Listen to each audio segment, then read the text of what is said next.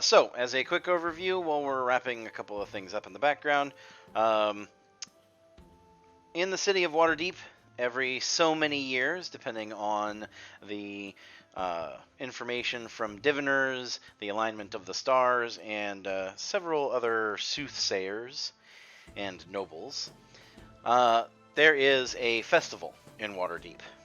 This festival has multiple purposes. The primary purpose that everyone knows it for is it is a festival of adventurers, where adventuring groups come from all across the north and some from across the continent or even over the sea in order to participate. These groups of adventurers vie for supremacy against one another, seeking out keys in a dungeon that correspond to several chests. The winners of this competition are those who are able to bring back the largest amount of worth from said dungeon. That is the public face of this rather entertaining enterprise. It keeps the people exceedingly enthralled, gives them heroes to cheer for and worship, and gives the adventurers something grand to strive for. It also has, as with many things, especially in life, another more dark purpose. It is not an evil purpose, necessarily, but it is a necessary evil, nonetheless. These adventurers are seen by many of the members of the nobility as either noble warriors or honest sacrifices. You see, there is a dungeon known as Undermountain beneath Waterdeep, and every so often, this dungeon begins to become overpopulated with monsters. If left unchecked, once the signs are right, they will spill over into the streets, into the sewers, and into the homes of the people of Waterdeep. This is something that, obviously, many people want to avoid. Not just the people of Waterdeep themselves, but those who rule over Waterdeep. It is a massive trading hub and a safe haven in the frozen north on the savage frontier. So, adventurers of all colors flock to Waterdeep, gather in parties, prove their worth to participate, and then are sent into the dungeon in order to clear it out and compete for grand prizes. If it all sounds too good to be true, that's because it probably is. Anyone who has lived in Waterdeep for any amount of time will tell you that even when you're being told the God's honest truth, you're still only being told about 50% of the story. But it is a great way to get rich, to get famous, and to get experienced. So, this group of adventurers gathered together and found themselves a patron, or rather, the patron found them. An adventurer from the north, known as Zacharias Rowe, one of the founders of a small town called Forge Home, had chosen this group of individuals to sponsor. And unfortunately, as the people who had joined this party were relatively unknown, it was up to him, if he wanted to sponsor them, to ensure that they became much more known. After a pair of missions, there are starting to become whispers about your party. Zacharias would like to change those into shouts. The first adventure saw the party going out and investigating an asteroid that had fallen out of the sky. Or a meteor, or whatever you want to call it. Oh It god, defense post. was a harrowing adventure where even the fence posts were your greatest enemies. Not defense posts. The party was able to successfully clear out the area and investigate what had happened. And after reporting back, they were asked to assist a local settlement in gathering large amounts of spider silk. See, there is a town known as the Spinner's Hole. This town has a dungeon which is infested with giant spiders, but that's just the way the town likes it.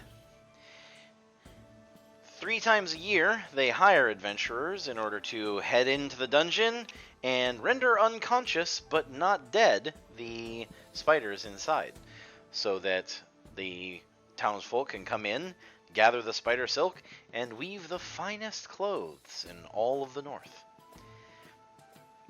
Many high-class individuals rely on these beautiful and strong silks to get around. Whether you're looking for particularly tough and yet exceedingly light armor, or just the most beautiful ball gown anyone has ever seen outside of Menzober and Zahn, spider silk will do. So, when the party was able to successfully render these spiders unconscious, and not only that, also discover that there were many things buried in those ruins that the townsfolk had not yet discovered, they were lauded as heroes. At least local heroes. Now they have returned back to Waterdeep, to their rooms at the Yawning Portal, and are awaiting Zacharias Rowe to give them their next, we can call it assignment.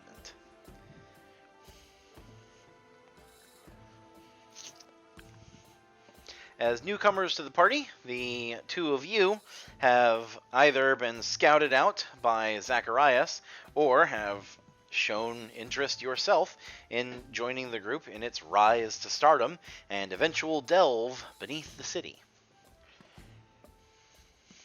However you manage to come to the group,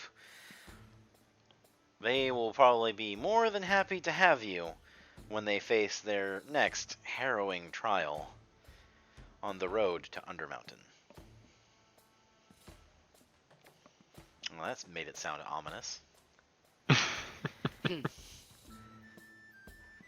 promise I don't have any more terrifying things planned for you, John Boy. You better Oh move. god. Strikes. Oh god. So, Nala, how are you doing? I'm just trying to read over a Brave Domain Cleric, and it says for 3rd level, it is it has General Pose and Ray of Enfeeblement as well. In addition to what I get? Correct. Yeah, you add those to your memorized spells, and you count as always having them memorized without having to spend any spell slots on them. Because you only get so many spells memorized. Yeah. And that only goes up, I think, by 1 per level. Yeah, I think so. But you always have your domain spells memorized, no matter what. Because they come naturally to you.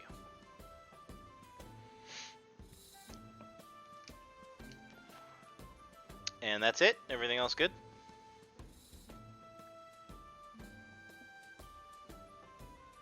I'll take that as a yes. I'm trying to. Okay, there. I added Ray of Enfeeblement, and so the only other spell that I have is the 2 that I'm allotted to learn of is Lesser Restoration. So I'm gonna try to keep reading up. And do keep in mind that at any point in time when you are taking a long rest, you can swap out those spells for other ones. Because your cleric knows all of the prayers on that list. It's just which ones you have memorized. So if you decide not to take lesser restoration, and somebody becomes seriously ill, you can take a long rest and memorize lesser restoration by dropping one of your other spells, and then cast it. Hey. In other words, if you decide you don't like it anymore, you can throw it out and get a new one. Yep, your brain is hot swappable. Okay, so am I allotted the two listed here plus 2 more, or no? No, so the amount of spells that you have is relatively static and will escalate 1 per level as you gain levels. So, when I'll you take prepare, out Rave. when you prepare spells, you choose a number of cleric spells equal to your wisdom modifier plus your cleric level. So what's your wisdom modifier?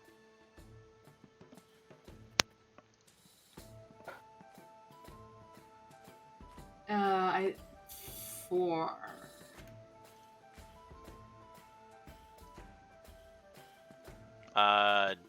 Incorrect. Your wisdom modifier is 2. 2. Yeah. Yep. Yeah. Sorry, I was looking at the wrong spot. Yeah, there. you're looking at the 2 saving things that throws. say wisdom. Yep. Because there's a And wisdom it's saving throws, throw, right? and there's the wisdom stat. Okay, so that's 2. Yep. So, you're a 3rd level cleric, so you get a total of 5 slots. And you can memorize from any of the spells that you know, which is all of the spells on your spell list.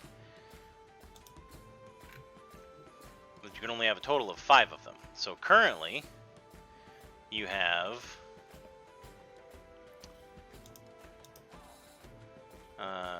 Bane and False Life are from the Grave Domain. Yeah. And then Gentle Repose and Raven Feeblement, I just took that out again. But that also is Grave Domain. okay.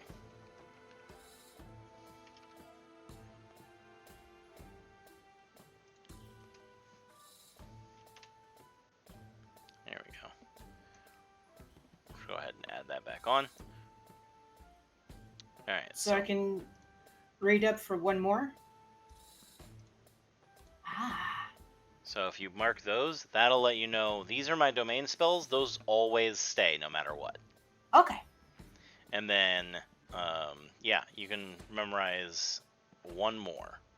And you can change any of these that you want. Like if you didn't want Ceremony anymore, and you wanted to change it. Yeah. Oh, I clicked the wrong thing. Then yeah. you can just swap that out.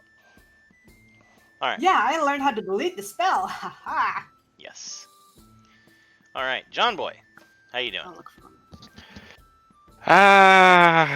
I'm terrible with decisions and Okay. weighing things one against another. So Samurai. God. I mean, you don't have to wield the katana and wear splint mail armor to be a samurai. It's a fighting style. It's a martial archetype. Right. Like, have I showed you my samurai in Final Fantasy 14? No, you have not, in fact. Yeah, I should send you a picture of him. So in different settings, sometimes it is not the, like, I was raised to be a member of the samurai caste in the, Western world, or, in the Far East. It would be West in Faerun, but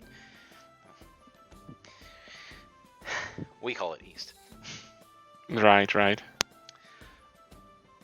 Just I don't have the samurai written out here in the handbook, unfortunately. Well, all that you have to do in order to take a look at that is do this.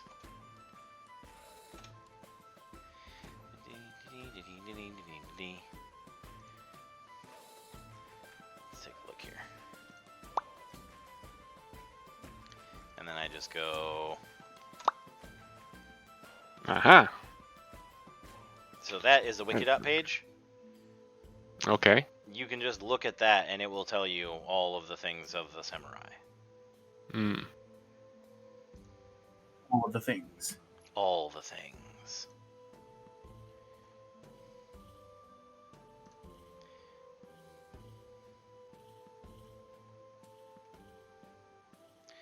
Which is much easier than, you know, building a... Wait, what the hell? Where is this out of?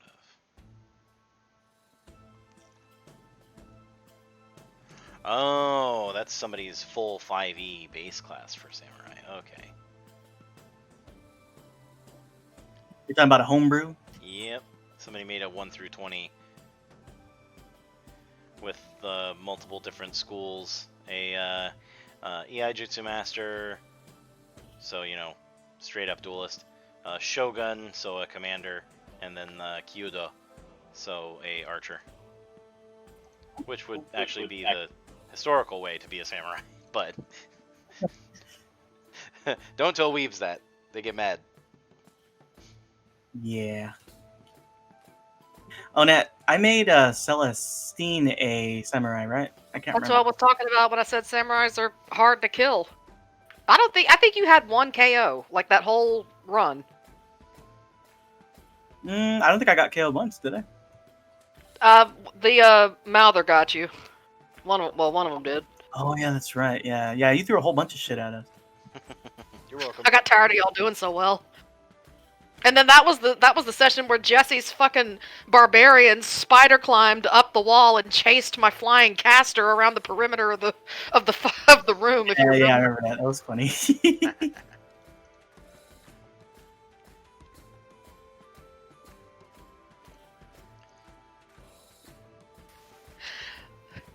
That's like in my top 3. Why didn't I think that would happen? Moments in D&D.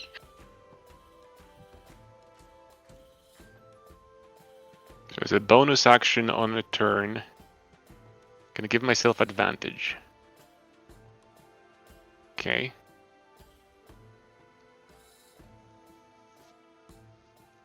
And you can do that 3 times.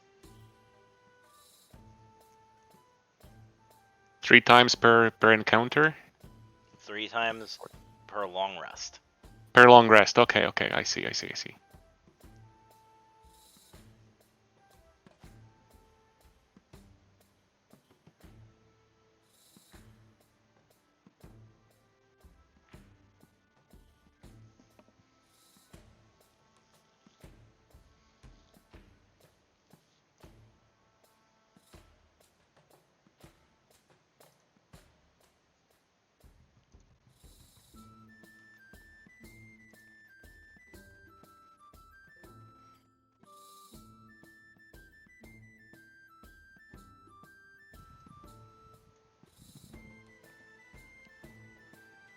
I know Wolf wanted to do Battlemaster. That's what he was going for, so Okay, having... Okay, but what do you want to do? 2 Battlemasters is better than 1, dude. If you like Battlemaster, go for Battlemaster. It's just complicated, it seems. It is a Yes. lot of Thing is- shiny map rocks, but it flows more easily than you would think. Hmm. Frankly, right now I'm just trying to figure out which feels the most like my character. Honestly, I think that's what I'll be the happiest with.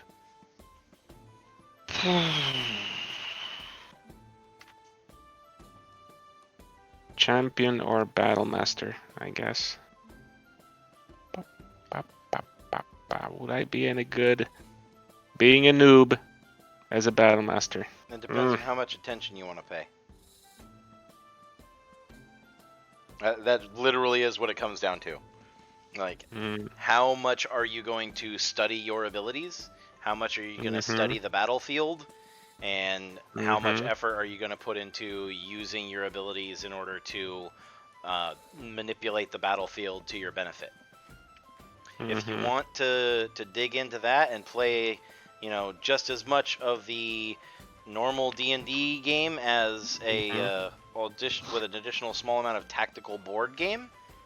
Because the thing is, there's a lot of micromanagement here, but there are some extremely useful things. Yeah, you were correct. Precision attack, for example. Rally. Mm. Okay, well, look at it this way. If it's the shiny math rocks that are scaring you, roll 20 will streamline the hell out of that for you. I might as well go Battle Master, I guess. Okay. And remember, you can always just re-roll Paladin. Well, that's the thing. That's sort of her driving force and goal. If you decide to just But go Paladin at some point, you just be like, okay, oh, I want her to go Paladin. Okay, here we go. you know that's why I thought that. Well, rerolling entirely, is that even possible? Is that an Yeah. option? Yeah, you we do it all the literally time. Just give you a new character sheet. That's what Ben did with Aravan, remember? He was an Eldritch Fighter, and now he's just a Blasty Casty. The same character still. Okay. Did the Airman? Aravan. Aravan. Oh, okay. I think I'll call Ben's character All that right. time we play. Airman! Flying around on his carpet. Yeah, with all the yeah. I'm gonna do that just to see what he does. Yeah, just call him Airman. You know what? Battlemaster makes sense, character-wise. Her dad would have been teaching her things, and she's following in his footsteps. Okay, Him being the military instructor and everything. then Battlemaster it is. Battlemaster. So, go ahead. For the sake of my sheet, what does it mean? Well, for the sake of your sheet, you will need to find the Battlemaster entry, and you want to add that so that you can look at it. And then you want to go down and figure out what maneuvers you want, and add those as well. There's a couple I definitely want. Well, you only get 3 Well, yes, I know. for now. I'm sure of 2. I'm not sure of the third one yet. Also, there is an easy way to keep track of those. There on the right-hand side of your sheet, if you go down, it's called class something. God, I use it to keep track of my warlock slots. I'm gonna have to go look.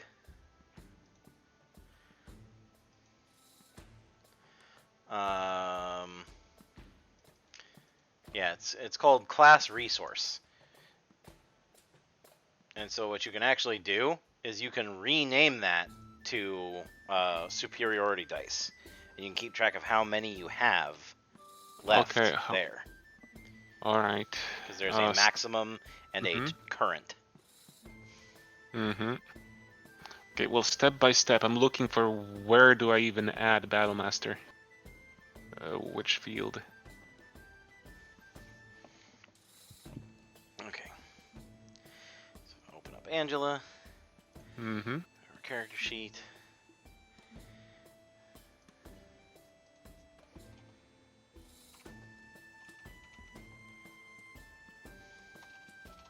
The hit points was the last thing I changed, I think. There we go. Battlemaster subclass. Subclass. Oh, subclass right up there. Okay, I totally missed that. I was looking more around the middle and the bottom. Yep. Alright. Then you can actually click on the Battlemaster subclass to bring up the list of stuff. You can bring over Student of War.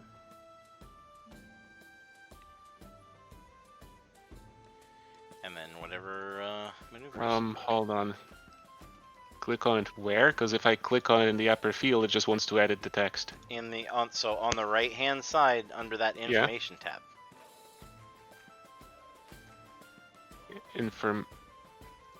What? Information tab?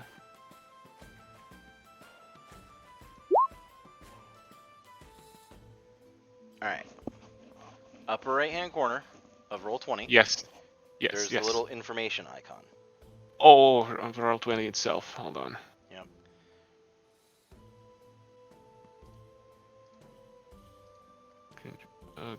There's the compendium. Okay. Yeah, so This then one.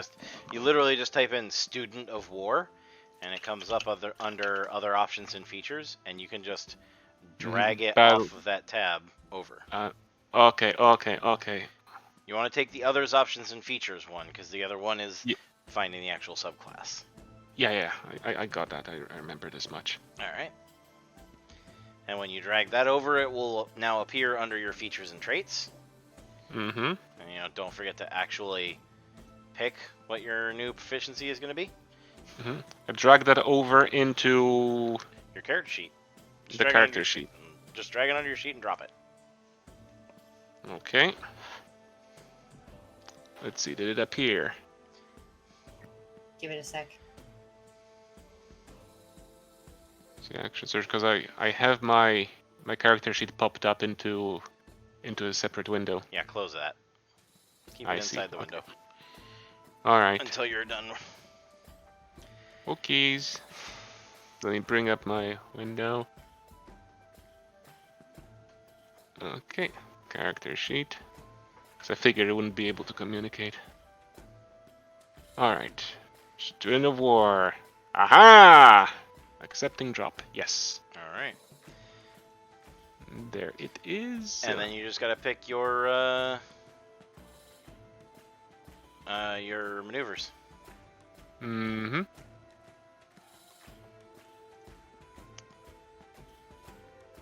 Which I add also to here, right? To features and traits? Yeah, the individual maneuvers, yes. Okay. Let me just look up at their names again. Alright, Eustace, Nat, John Boy, you guys are gonna have to change the colors that you have for your characters down there. Because all Everybody's three green. of you have bright green. How do you change your color? You just click on the little color square. Yeah, that must be random because I didn't set my color to green at all. I did set mine to green, like on purpose, because bunny. But What? You can go with What? like lavender or something. Give me my pizza. Hey. Hey, give me don't no, put that down. Down. No. Hey, put your tongue away. Give me that pizza. She went and she made me pizza, and then she came in here and she's like trying to eat it in front of me. I'm trying to lick it to claim it. No, down. Give me the pizza. Bad, Sammy.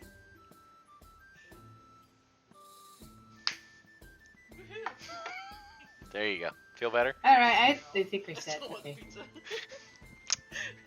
I love you. Whoa! Where'd you go? Probably thought I was being creepy and left. Eh.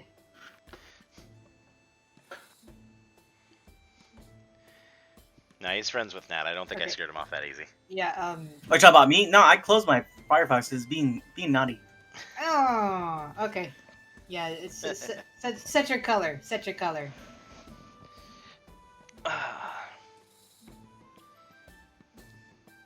yeah, poor Jules has been stuck with me for like what 6 years now, Julian.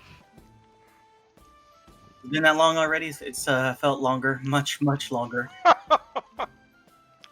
My first proper encounters with this D&D stuff was back when I was starting college. And Was it a random encounter? No. I start to like find some people to hang out with. This guy posts like, "Oh, we like to hang out in coffee shops and draw." I'm like, "I'm in." Yeah. So him and his buds were pretty much that stereotype clique that plays D&D, and that's their main focus. They sound awesome. They are a very good bunch. They're older than me, and it's like, no, it's all chill. What's wrong with being old? No, you and I were about the same age, and they're like 10 years older than me. You're not as old as me. No way. I am 40. What? Yeah.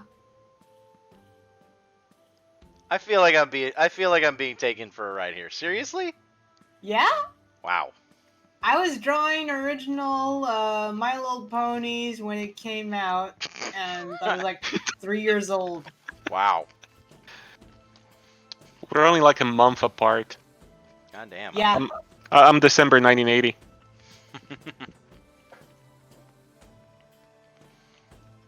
Yep. People don't believe Hey, I'm me. not the oldest anymore. I'm Wow, am I the youngest? I'm August 24th, 1981. January 26th, 81. I feel September 17th, 1983. I feel Oh, so I'm the young. baby. I feel so young. I hang around a bunch When of we're- other servers. you're- You guys are not babies. When were you born, Yusuf? 88. Oh wow. Holy crap. Oh. No, you take that back. He a baby. Today they are. Today. Welcome. So if anything, we get to say, now listen here, you little... Yeah. Damn. So. Yeah, I started college in '99, and I was just we hung out, watched some anime, and they'd play some D&D. They had me try a little bit, but I got so lost. I was just so bad at just thinking and like, what do I do in this situation? I don't know. They had anime back then? I kid. Get out. Hey, but like, for some reason, it's not letting me change my color here. I've tried a couple times. I've reloaded, and it's stuck on that green. Okay, just click normally on the color of the next to your name. Ah, there we go. Ha ha ha! Victory. Nice. I'm Okay, glad- so I'm I've glad added that you my... used I did not. I've added my maneuvers. I think those might be quite useful. All right. Now, about Advanced that, items, that player's resource for the superiority dice, how do I go about this? All right. So this is great. One little technicality. This is really awesome. So what we do Mm-hmm. is pop into my stream real quick. Sure. Give me a sec. I need to click through. Let me just make this. Okay. All right. Mm-hmm. Oh, you have action surge and second wind here right now. Okay. Okay. Well, you only get. Wait, why do you have 2 action surges? You don't get a second one until 17th level. I know nothing. You get 3 superiority dice to start, right? Right. Okay.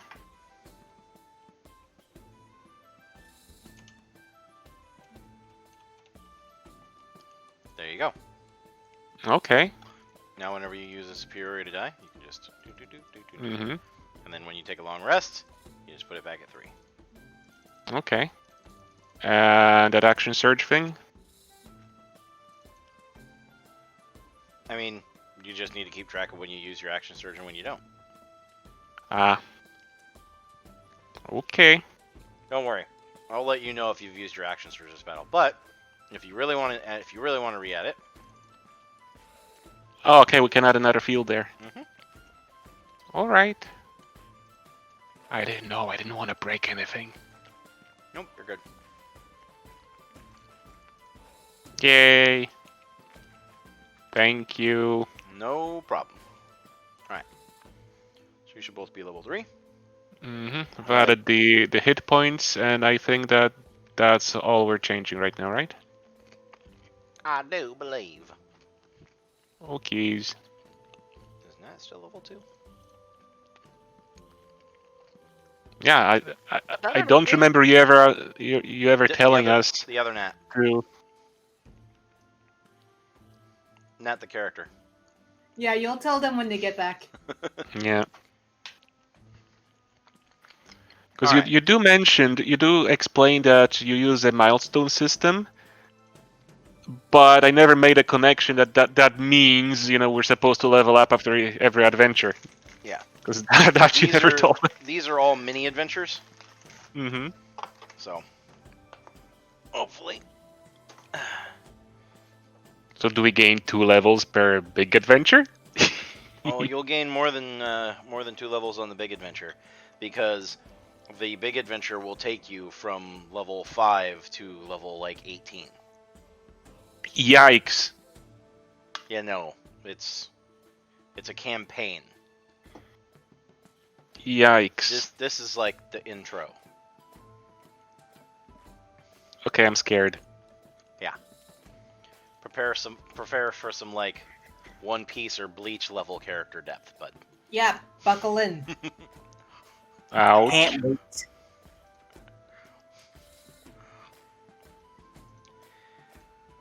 fucking Ready. oh well. God damn it. Oh, Alistair's just crazy enough to do that too. Just casts this blazing arcane mark, throws it at the party. Oh no! Oh well. What? What was that? Nope, that was it. And then he just vanishes. What the fuck? All right. So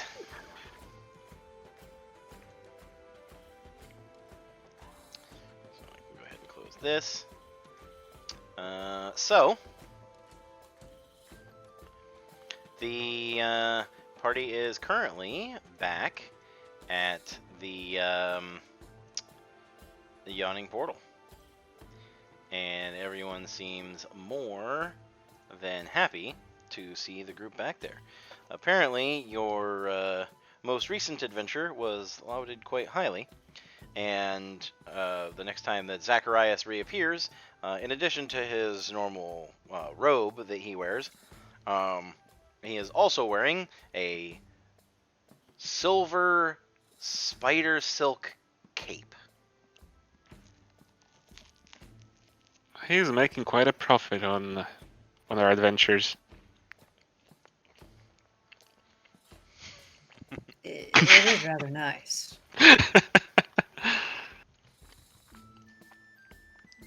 I mean, why not? Well, that's kind of snazzy.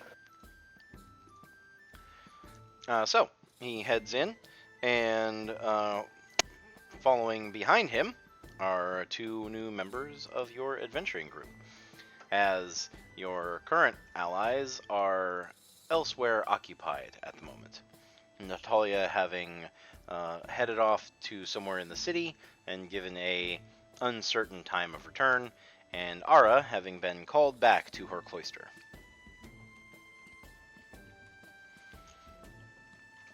Tobias is doing his best to stay out of sight. If this fellow's wearing a cape, he is probably as directly behind it as he can get.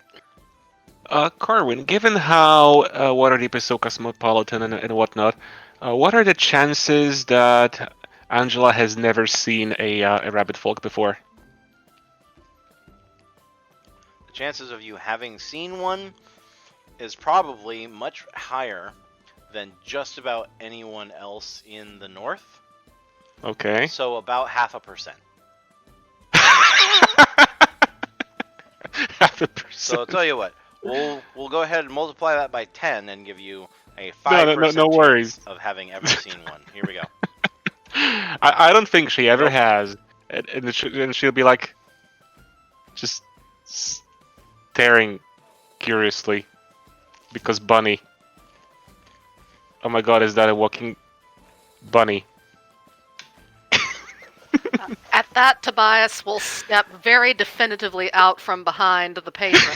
I am most certainly not a bunny, madam. I will have you know that my name is Tobias, and and he thumps his chest with one of his hands, am a rabbit folk. He stands up to his full height, and that's when you notice his spell book is about half of his size. She'd be like, Velata was standing there holding I didn't mean no offense. Velata was just standing there holding her lyre and just kind of strumming it. Not really playing, but just kind of testing it out. And then as the bunny person comes forward and speaks, she just kind of giggles to herself, absentmindedly goes, cute bunny.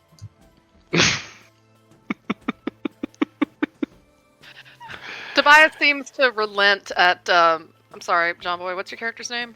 Angela. He seems to kind of relent at Angela, and he dips his head.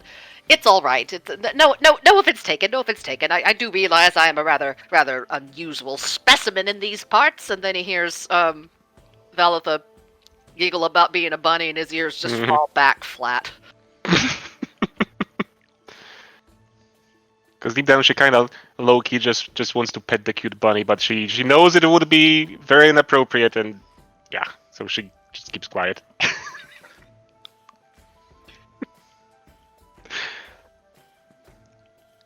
We're gonna have to get you covered in like scarabs at some point, and because of that moment, they will nickname you Bugs.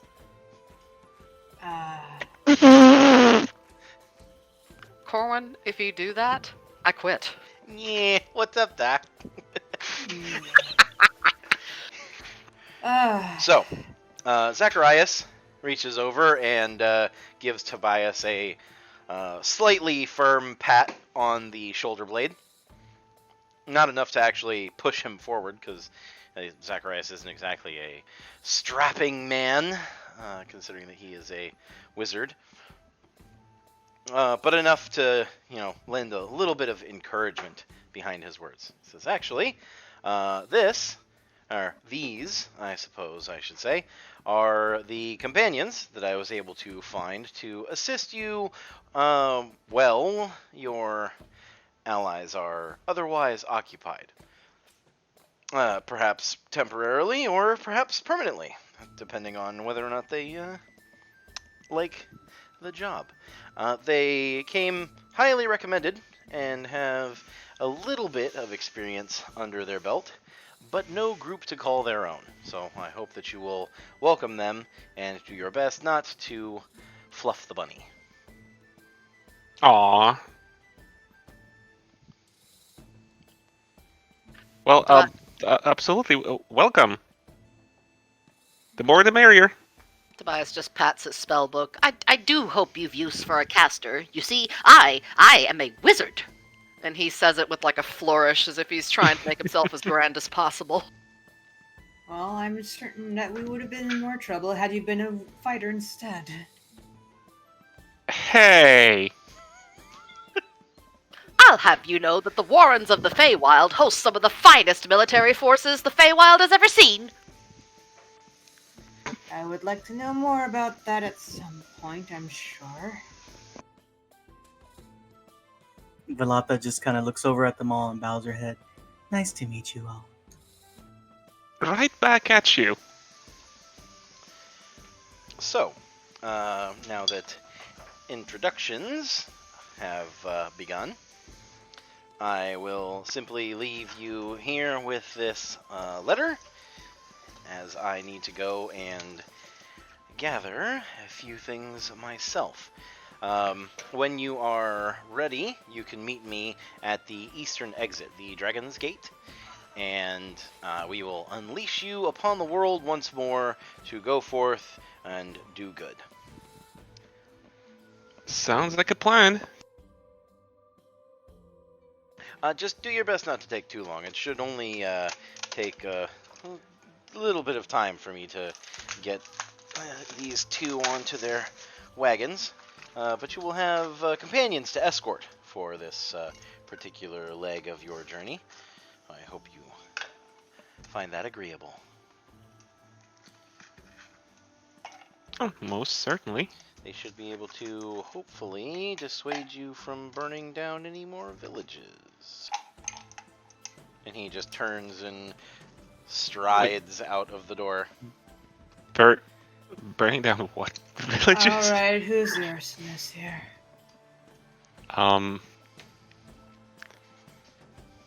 What did Natalia do? Oh, don't tell me she went back to that village. No. Oh, god damn it! At the hearing arsonist, Valata just kind of tucks away her hookah a little bit more.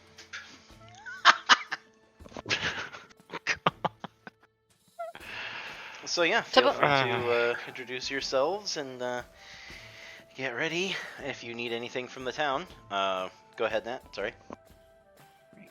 Tobias is kind of stroking his whiskers. Well, I mean, I cast Fireball quite often, but I don't believe I've done it here recently.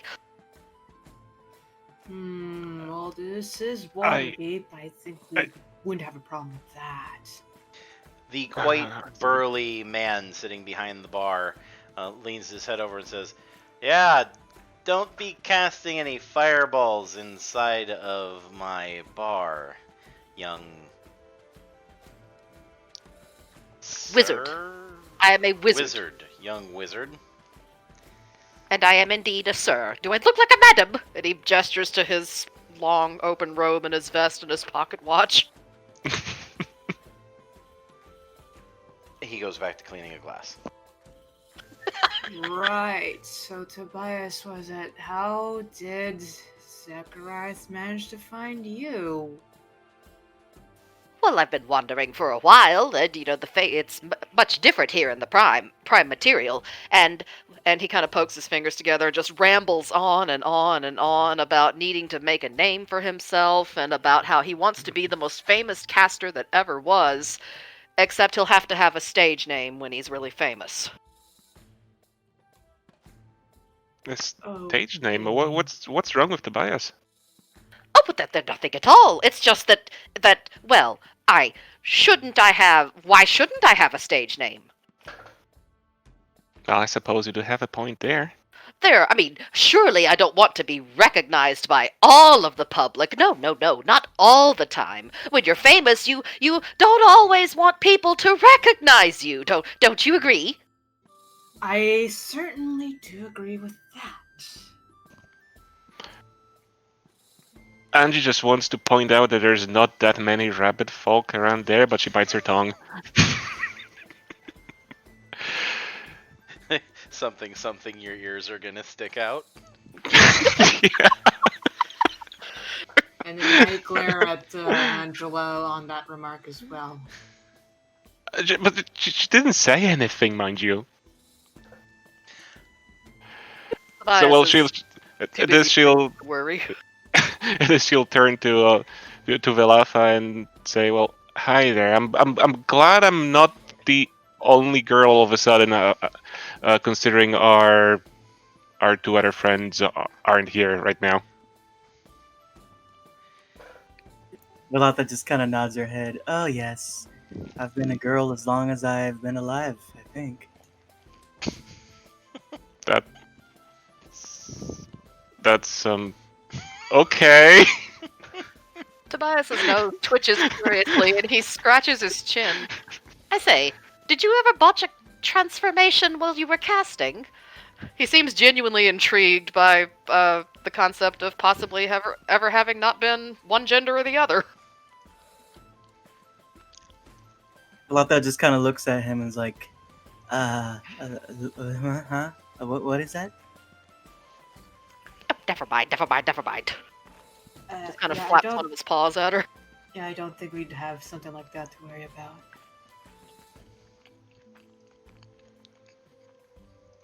Angie's kind of weirded out a little bit and decides to be very careful in this conversation and just takes a sip.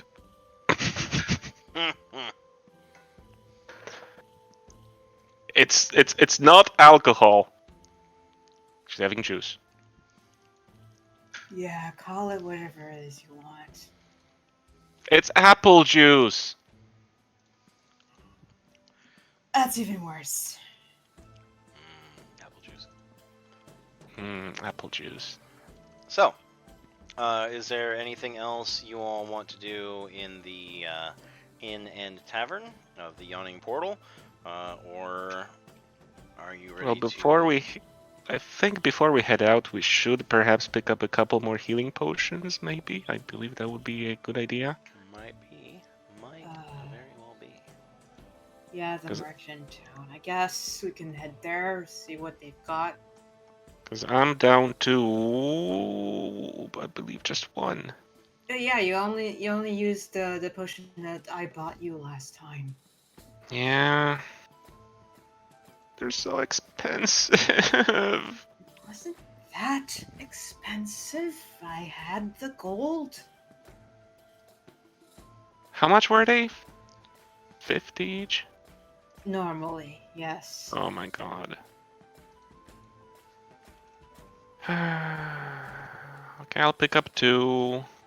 Well, I mean, remember, you still have Das loot. That is true. That is true.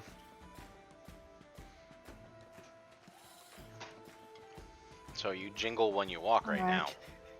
Yeah, we do. So do we need to look into the different markets and shops that are about? You most certainly can. I'm guessing that you're going back to the, oh god, what was the name of the place? It was the alchemy shop. Give me just a second, and I can find it.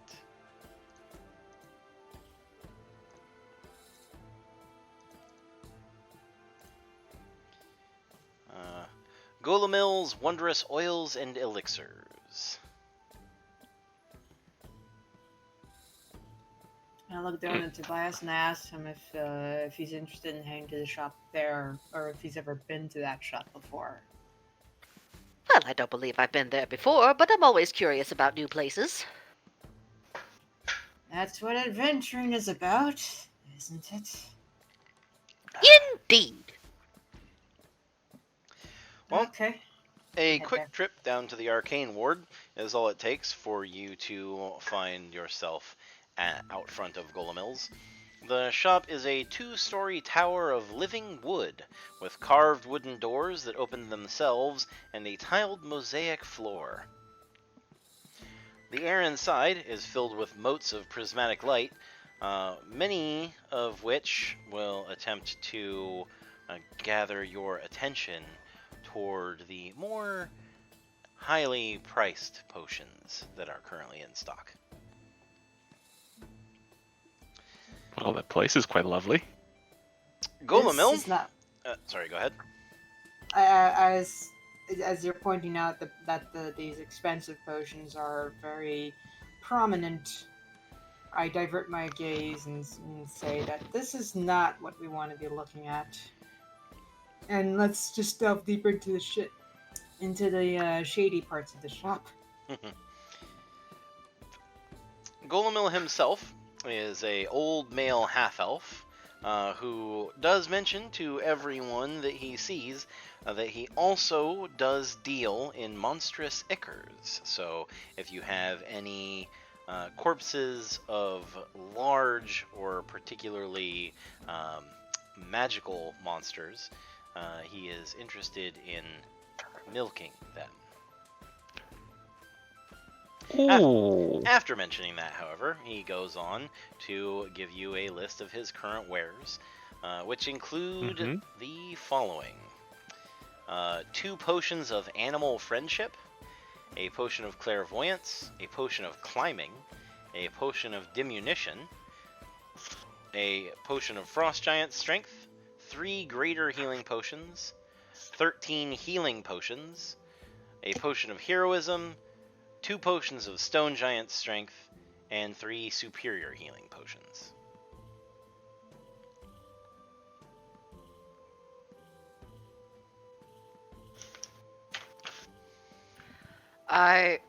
Nat, the player, wants the potion of giant strength for Tobias because I just think that'd be hysterical. Oh god.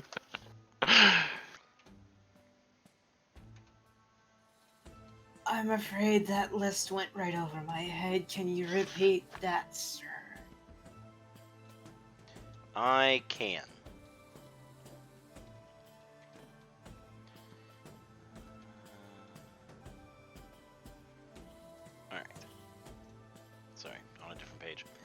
Animal Friendship, Clairvoyance, Climbing, Diminution, Frost Giant Strength, Greater Healing, Healing, Heroism, Stone Giant Strength, and Superior Healing. I'm gonna need to search what the heroism potion does. I don't quite remember how. What's the healing power of the different healing potions? All Don't right, quite so have that down. Their healing effect versus their price. So a potion of heroism lasts for 1 hour after drinking it. You gain 10 temporary hit points, and for the same duration, you are under the effect of the Bless spell. No concentration required. So you roll an extra d4 for all saving throws and attack rolls. That's kind of cool. Oh yeah, I never asked, but what was our starting gold for the new players? You start with the same starting gold as normal. Only when you're over 5th level do you start with more than just standard starting gold in 5th edition.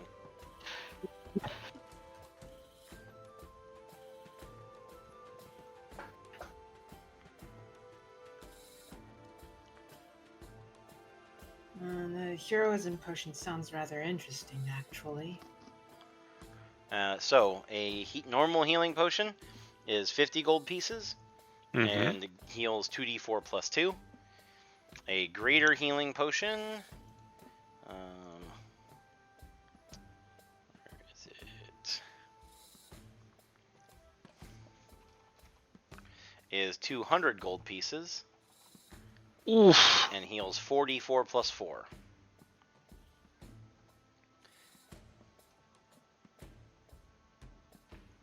$200. A Ouch. superior healing potion.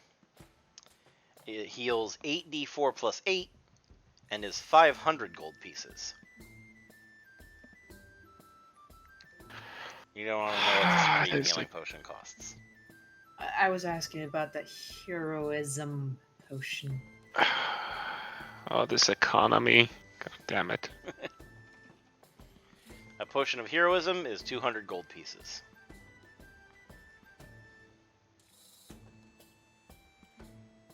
As are the potions of climbing and diminution.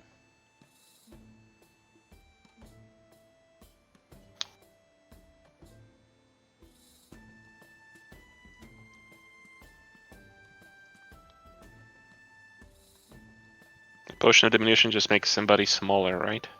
Yes. Okay.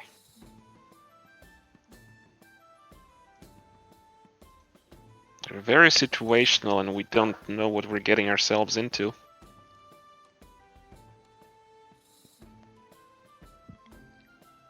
It'll be good to have a bit of everything, but those prices, no.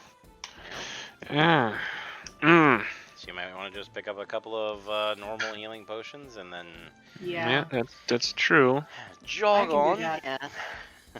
Hold on, let me just read through my inventory here.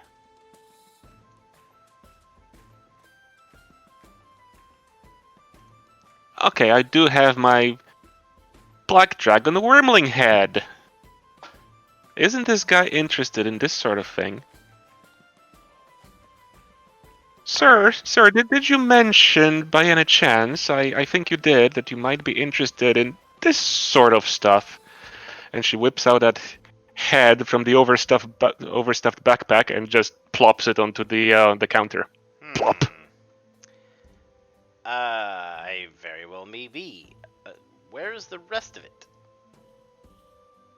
Well, I'm afraid we weren't really able to carry the rest. We were only 4. Oh, well, it won't be of much use to me then. I need to be able to squeeze the ichor from its decaying body. Oh, That's that not a thing's whole been lot of body. decaying. Well, Yeah, that was a recent enough adventure. I believe the body might still be there if... no, it was not that recent. Oh well. Well, it was worth a shot. Sorry about it. I And- could take it off of your hands, probably bring it down to the taxidermist and have it repurposed for a couple of my lower end inventory. If you're interested, of course.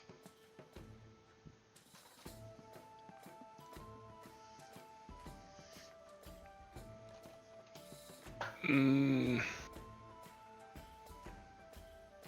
Okay, hold on. Out of character. What does that entail? Because I got a little bit lost here. 2 potions of 200 Okay. gold pieces or less. Okay. Okay. So you could do a pair of greater healing potions, or a greater healing potion and a heroism, or a heroism and a climbing, diminution and heroism, you know, however you want to slice it. Hmm.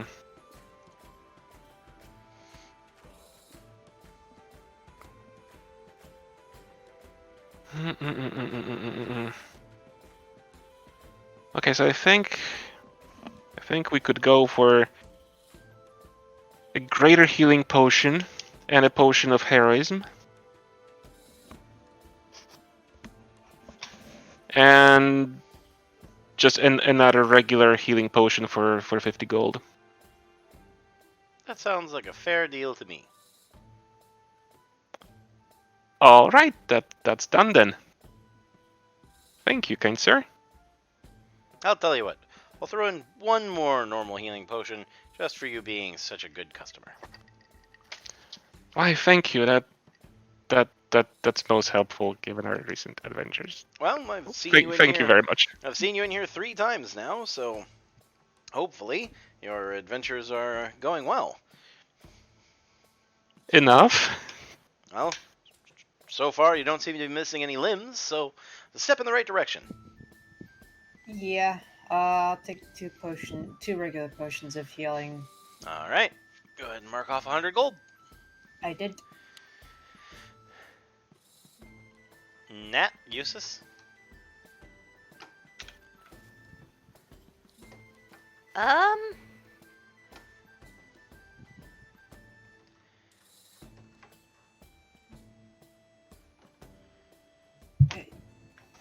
Did you need a little something? Hmm. Not commenting about your height. No, not.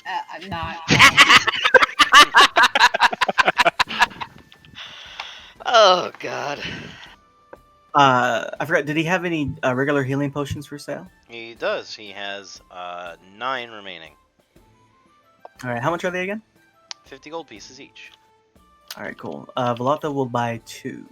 All right. As will Tobias. Sounds like a plan.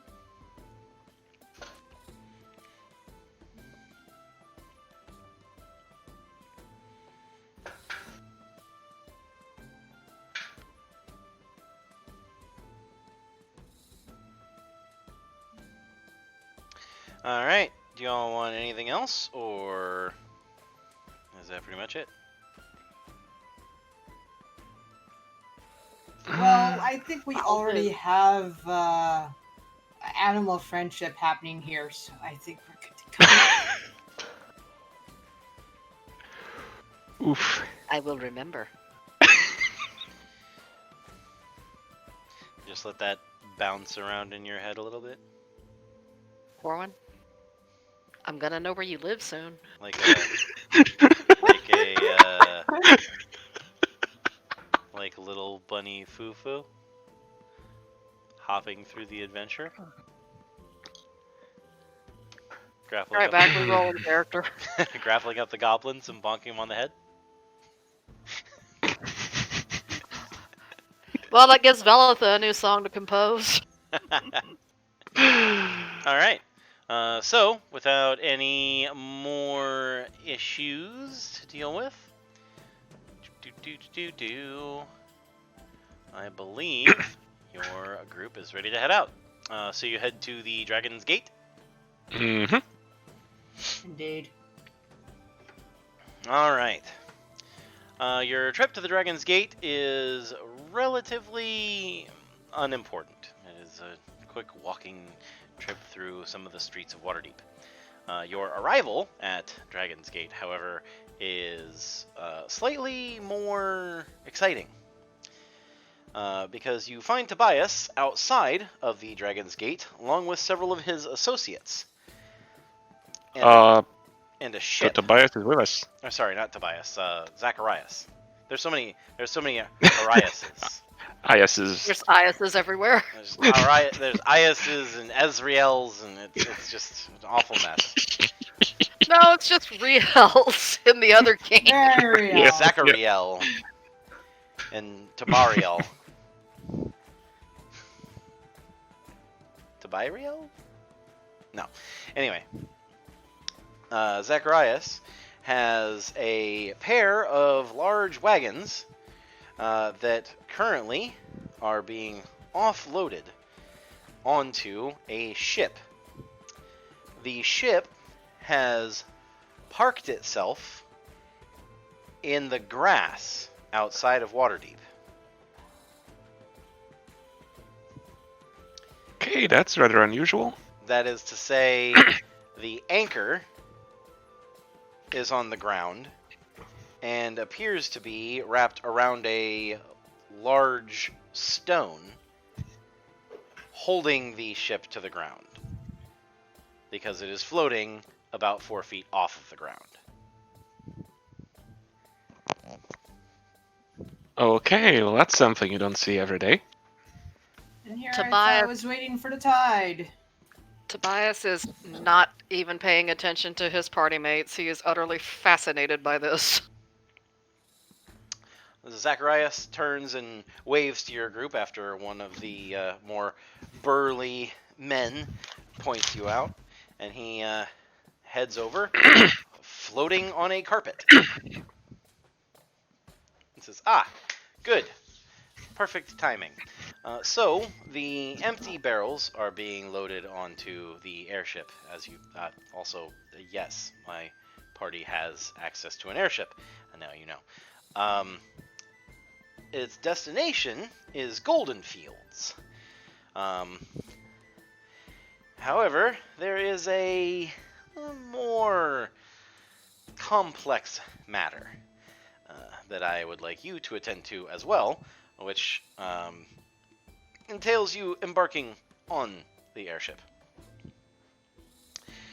The reason that I have had my allies bring the airship down from Forgeholm is because the route between Golden Fields and Waterdeep has been rife with hobgoblin attacks. For the last year, around this season, they will assail almost every single transport that comes through. Obviously, with the festival going on, there is a enormous amount of money to be made. And for Golden Fields in particular, the loss of that trade would be a devastating blow, as I don't particularly want the priests of the food bowl of the north to go bankrupt. I have offered the services of my vessel to ferry things back and forth. Pay no attention to the fact that it is all barrels. Yes, wine is what sells best, so wine is what is coming first. But this is a mission of mercy, despite the wine. I promise. Trust me. Anyway, on to your part of things.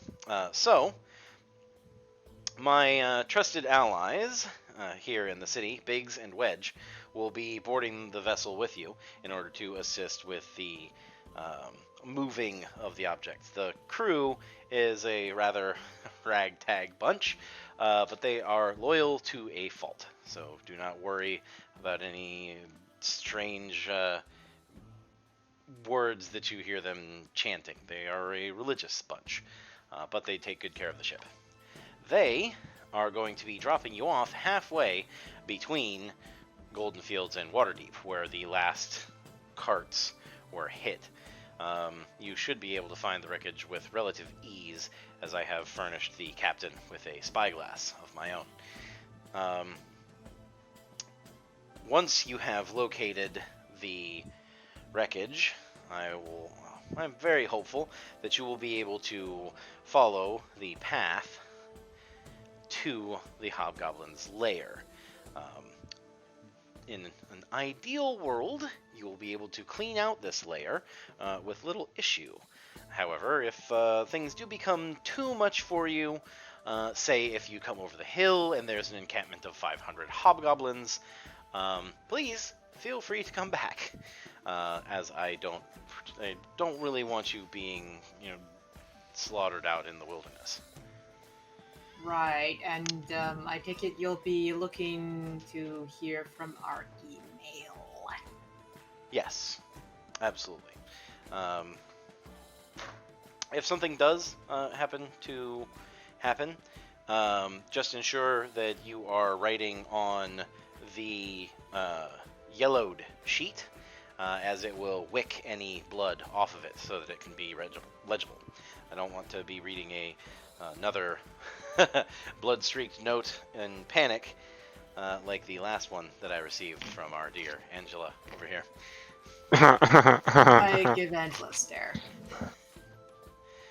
That paper has been especially treated, and it is paper, not vellum, so it should wick off the blood more easily. As help needed, miners bad, it was really all that I can make out from the last message. Hey, I was writing in the dark. I was actually able to tell that. Speaking of which, and he reaches inside of a pouch and draws out a long white patchwork robe. Rifles through it for a moment and then pulls off a patch and tosses it at the ground at Angela's feet. It immediately turns into a small lantern. There. Now you don't have to Ooh. write in the dark anymore. Okay, thank you. You're welcome. So, you'll actually probably have more use for this than I will then. He started to put the robe away, but then he pulls it back out and holds it out to the party. Mm. This is a robe of useful items. It has numerous mundane objects on it.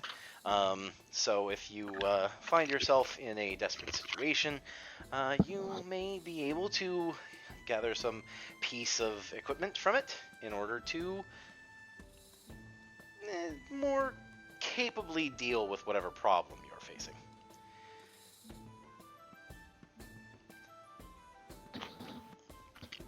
That actually sounds amazing. Does it go to the party loot, or? It does. I will add Hey. it to the party loot momentarily and tell you what patches are on it. Patches? Yeah. Each individual patch has a small caricature of an item on it, and it is that item which will appear when you pull the patch off. So if you see a picture of a campfire, and you pull off the patch and throw it on the ground, poof, it's a campfire. Wow. Alright, I'm gonna have to study that. I'd imagine those are single-use patches, though. Yes, and after all of them have been removed, the robe is no longer magical. However, it is still expensive, so should you finish out your use of it, please return it to me. If you live.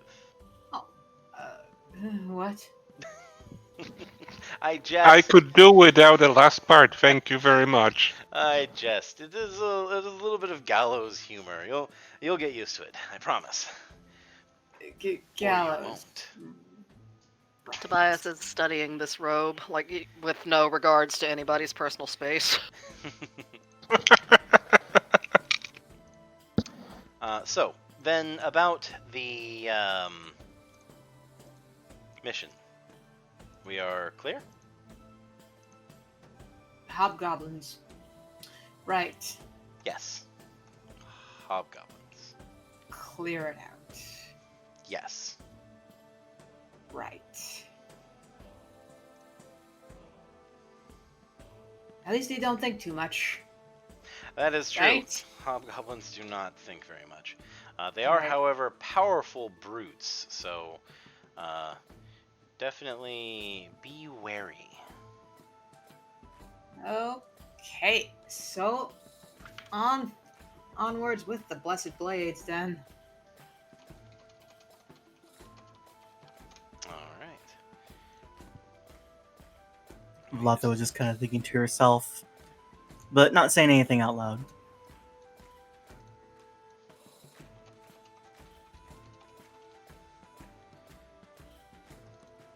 Let me go ahead and grab all of you.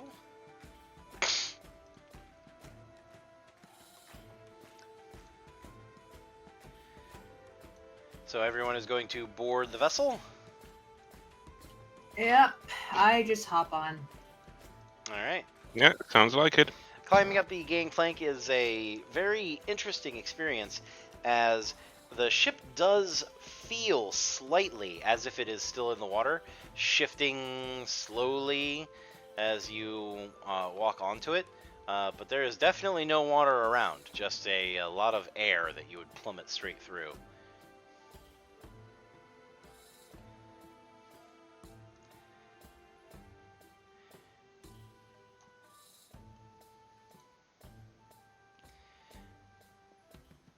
Shortly after your boarding of the vessel,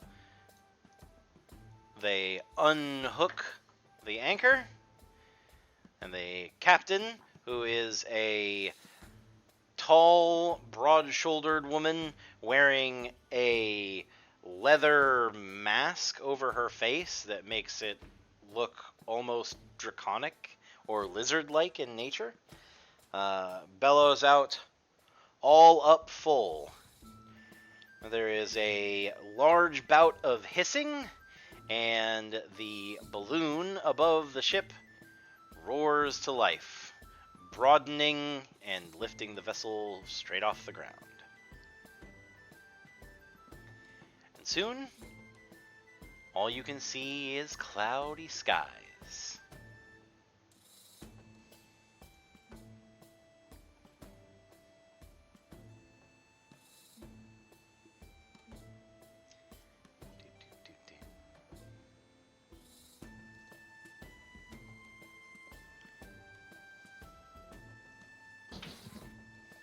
Well, as Angie never really gets to admire the other side of the clouds, she'll just be at the railing staring at them. Alright, why doesn't everybody go ahead and roll me a d4? If I must. Oh boy. Ooh, hot dice. Until we get to Nala. Poor Nala. Aw, poor Nala.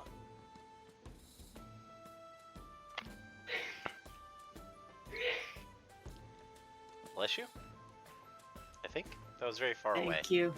Ah! Yeah. Oh, I was hearing Nala sneeze through John Boy's mic.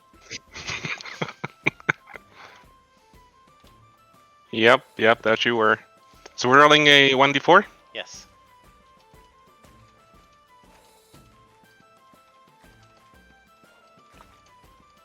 God damn it, you guys! Okay, Is that's that just for wrong. motion sickness? Nope. Oh boy. I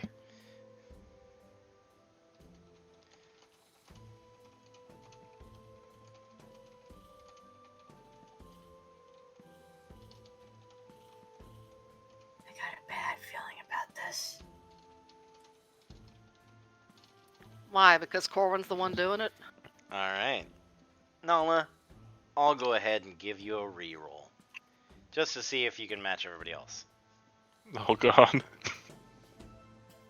I have a bad feeling about this, though of course Angie is unaware and just admiring the clouds. Hey, twice as much as last time.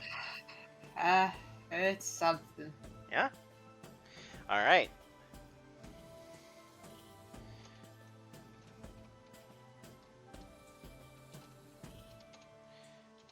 It seems that my fate is less fortunate.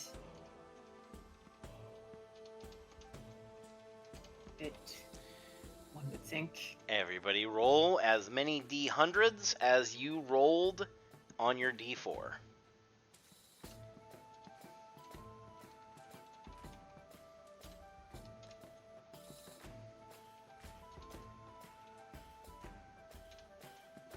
Separately or all at the same time?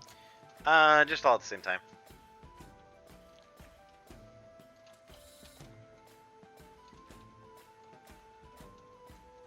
So Okay. can I type in 2D100? Yep.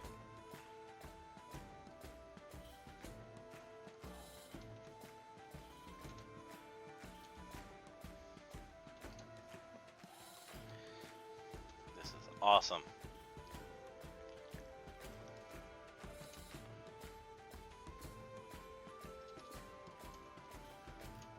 I averaged out.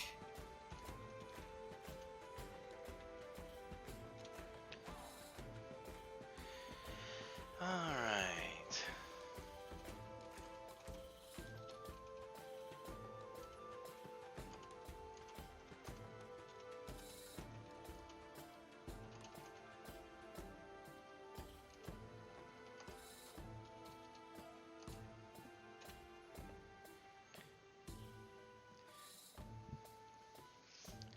Okay, so 9 to 15.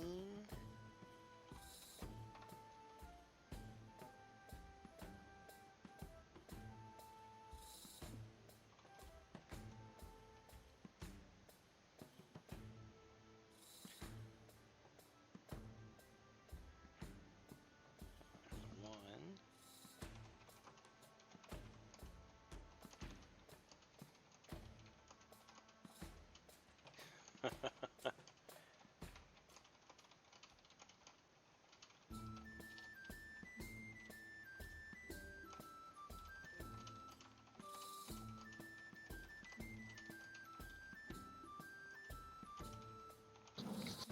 The DM randomly chuckling is totally not ominous.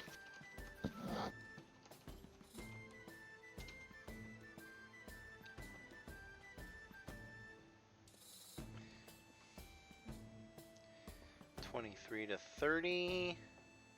This is 1, 2. I have like a single gnat flying around in my room, and it's very frustrating. Well, I did just learn how to fly, so, you know, I like to show it off. And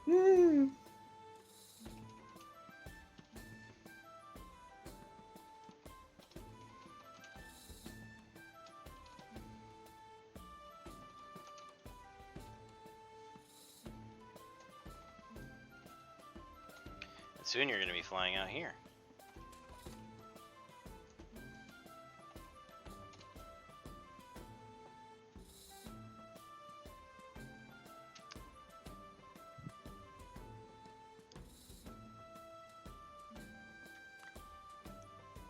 Yes, I will. Yes, I will. Okay, no, 45 to 51. What about 52 to 59? 1, 2, 3, 4.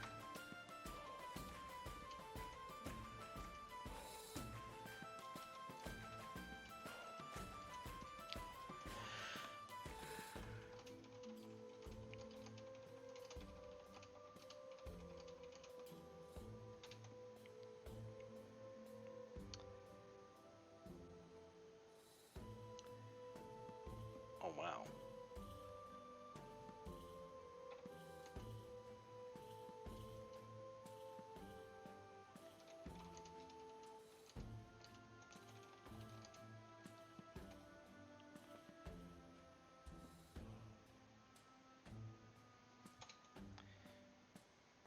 Well, you all definitely rolled well on the row of useful items, that's for sure.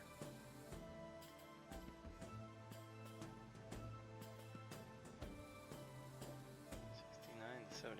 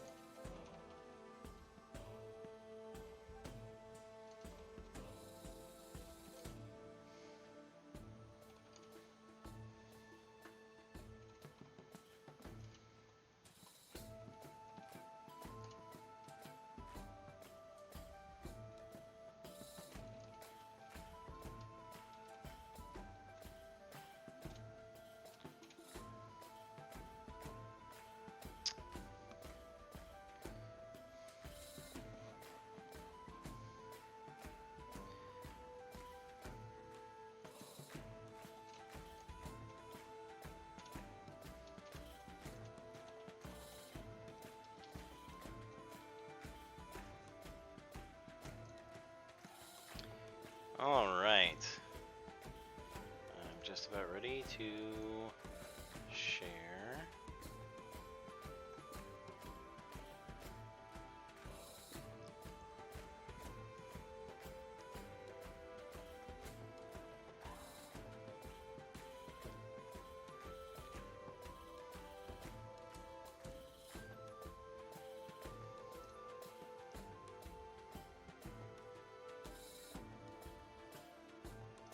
There we go. That will now be available in the magic items area. Oh, cool.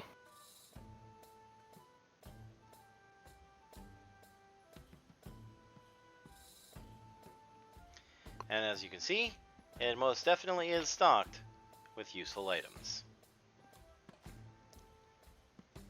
Okay.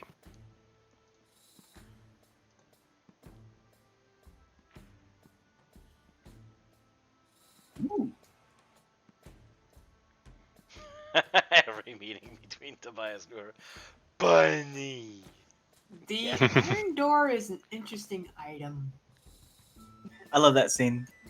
Jack's like, take him back!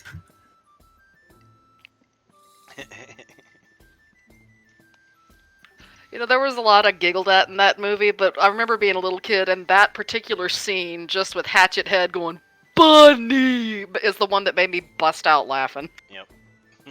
I actually never seen that thing, whatever it is. Wow. We have to fix that for you. Movie night. Hey, honey. You have a good walk? Too hot? I will be right back. What's wrong? Actually, a movie night sounds amazing. Go sit down. Maybe we can do that next Saturday if we're not gaming. Yeah, you totally could. That way, if you're having a night off, hey, we can do something ourselves. Oh, yes. Alright. So, as you can see from the map, obviously this is not 4 different ships, it is the different levels of the ships. I figure. So if you want to move between the levels, just let me know. Alrighty. Velata's going to seek out a crew member and just kind of casually ask them, excuse me, how high are we right now? Oh, well, probably a couple of 100 feet above the low clouds. Are you sure that's what she meant? Her eyes just kind of sparkle. Wow, I hope I don't get airsick. As long as we don't go too much higher, you shouldn't get sick from the air itself. And most people are fine so long as they can't see the ground rushing by beneath us.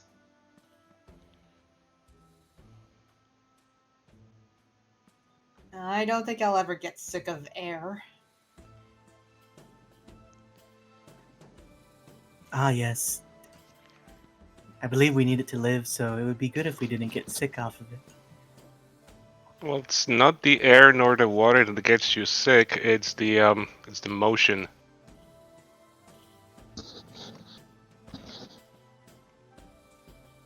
Nanji sort of speaks from experience. Crew member seems to kind of shrug their shoulders a little bit and says, I never got sick off of no emotion.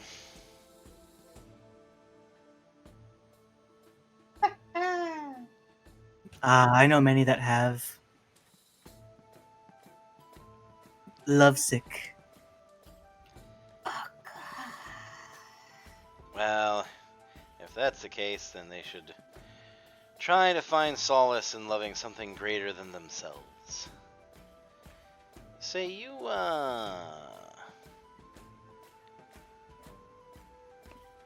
faithful person, by chance? Well, they'll just kind of looked around. Oh, me? Yes. I suppose I never really gave much thought to it.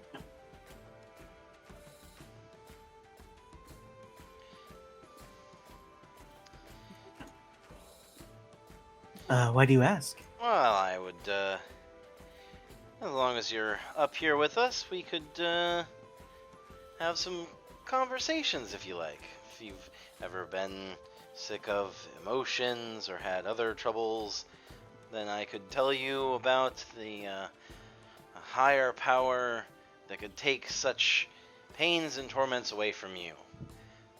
Have you heard of the goddess of dragons? Goddess of dragons? Yes. Oh, I didn't know dragons had gods. Oh yes. They most certainly do.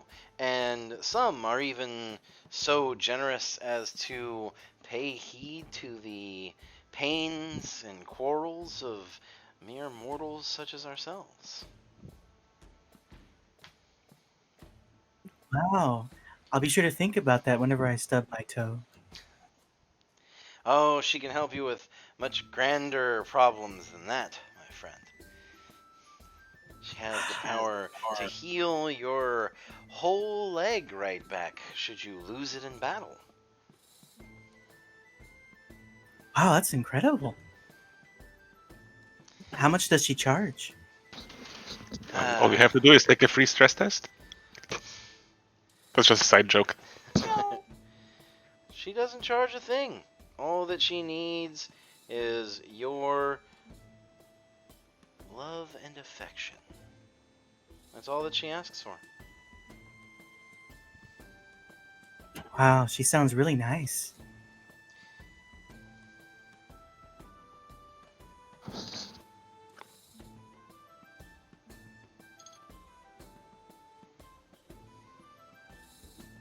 That is as sketchy as it is awkward. I mean, Out of character. you have most likely heard others speak ill of her, but do not pay heed to their words, for Tiamat is a loving and generous goddess.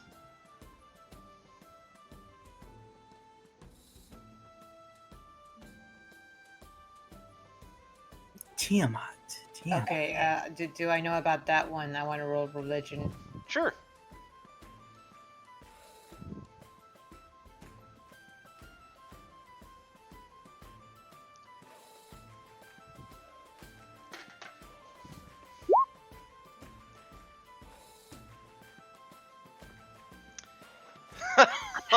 Oh man. Oh, what a terrible roll to botch. If she still has a once per session, she could totally make that a crit. I don't think I need to roll my inspiration for that. Do I? It depends on how much you want to know about Tiamat.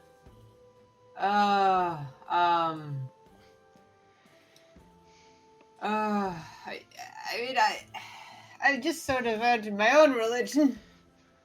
I guess I've been ignorant of others. Okay.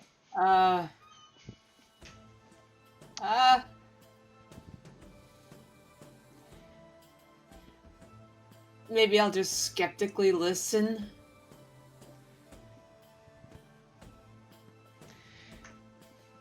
But I shall not be swayed into another goddess's the domain. Well, No. unfortunately, you seem to know very little about Tiamat. But you definitely do recognize that her name is from those who are respected as of the divine. You've never met any worshippers of her, though, so perhaps this person can better educate you.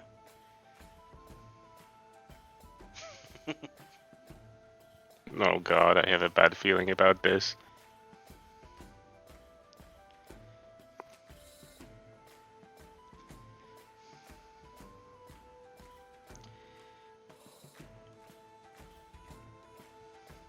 So, do you want to sit down and listen to the sermon? Oh god. No, I'm gonna go over to a corner and do some mumble some prayers. Nanji's wondering if she's ever heard that name mentioned, around Waterdeep. Roll religion.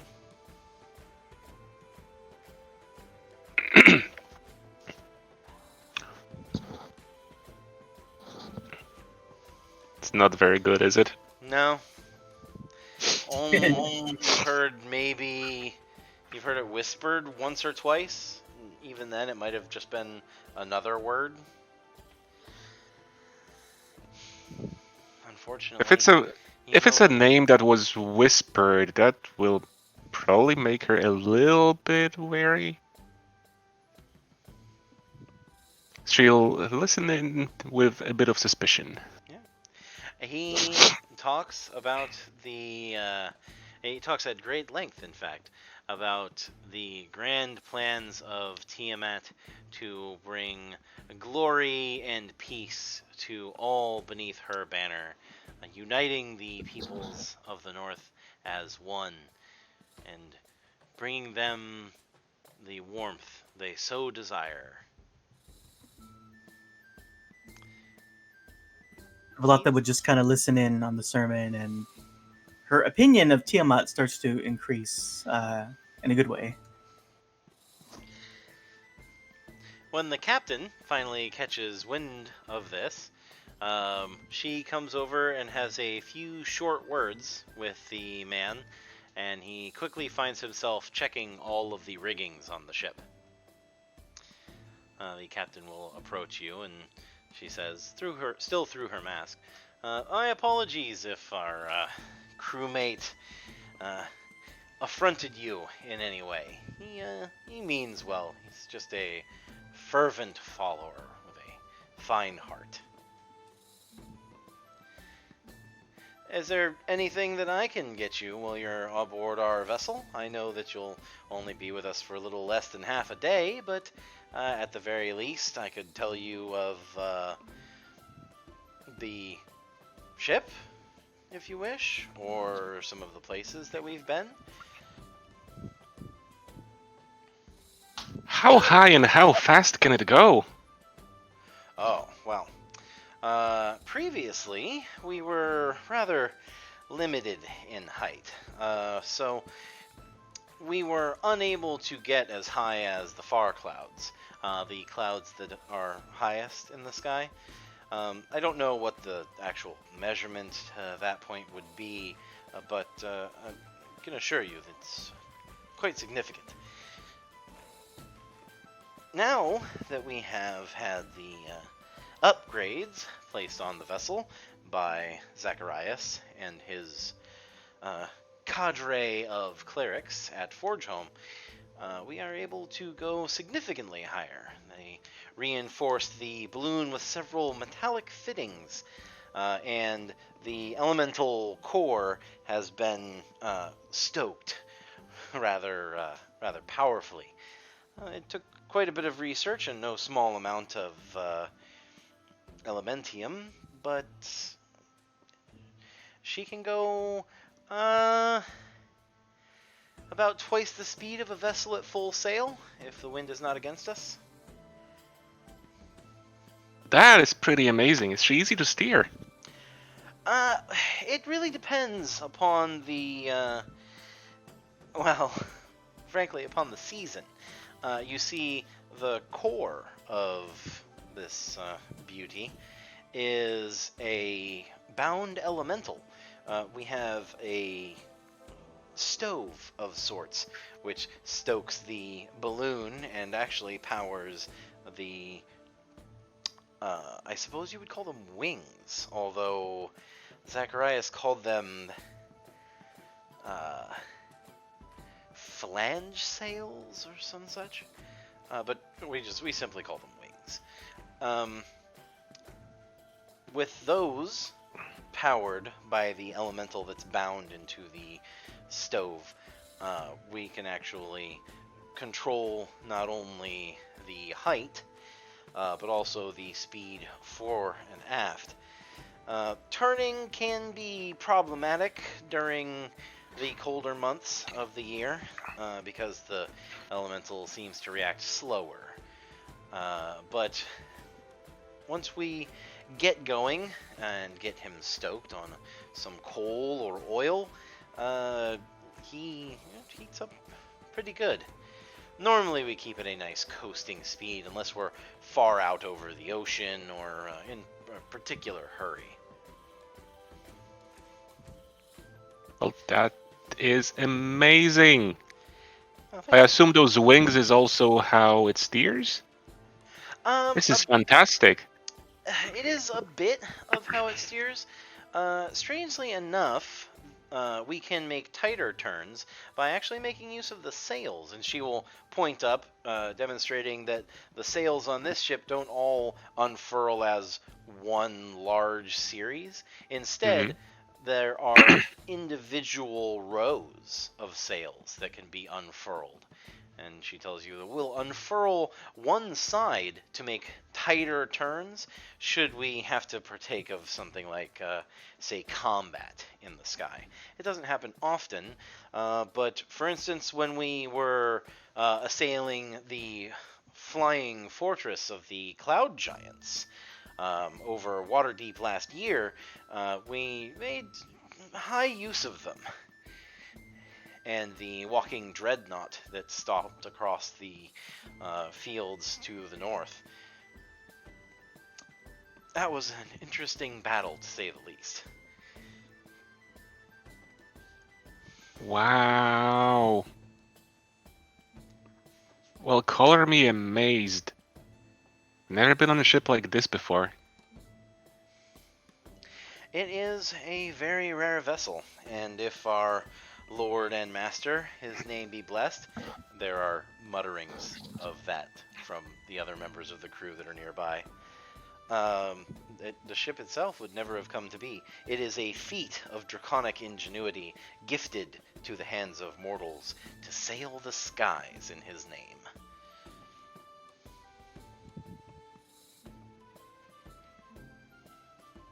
Well, it is properly amazing, and I'm glad to be able to have this experience. Well, we are glad to have you. We are indebted greatly to Zacharias and his other companions. We have been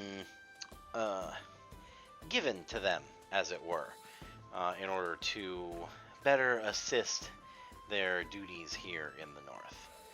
And so, any service that we are able to do for them is a service to everyone, as far as we are concerned.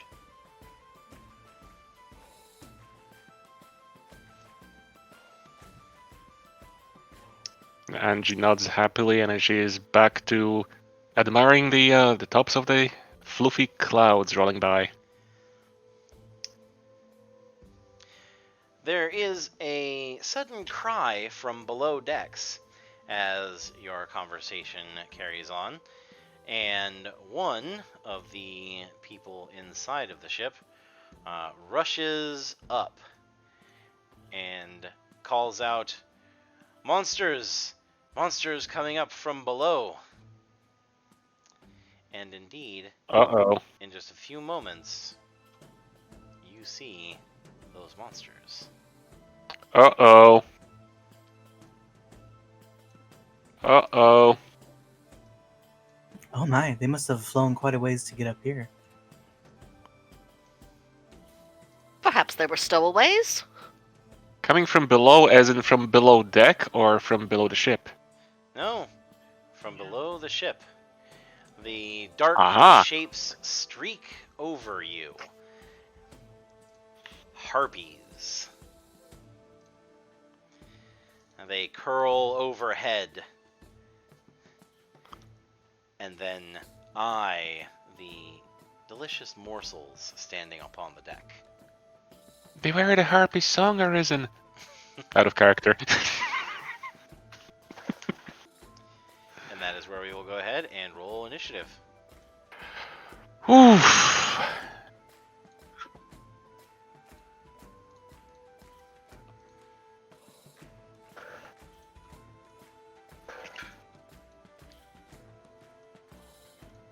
"'Tis It's weak to fire.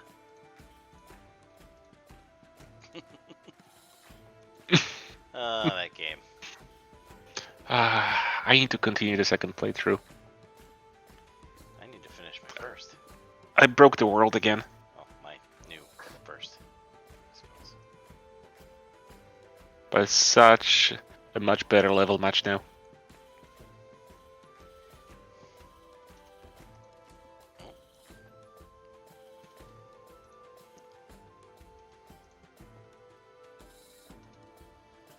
Alright, so Teneo got a 9, Angela got a 17, and Latha got a 19, Tobias actually got a 13. There we go.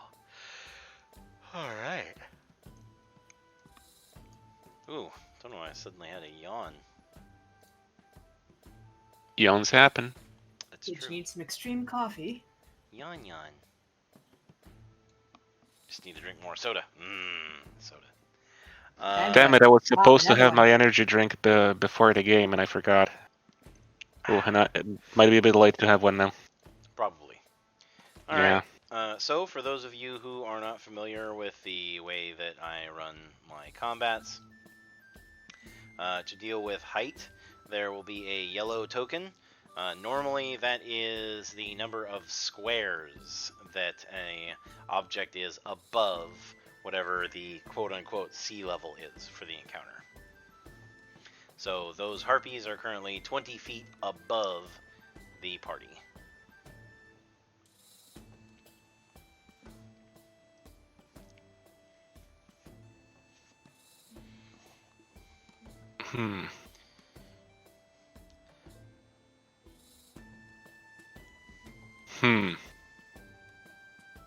Alright, prepare to repel borders. Just how? I'm not sure yet. Well, I find setting them aflame usually works. Oh, how many of them do we see? We see 3.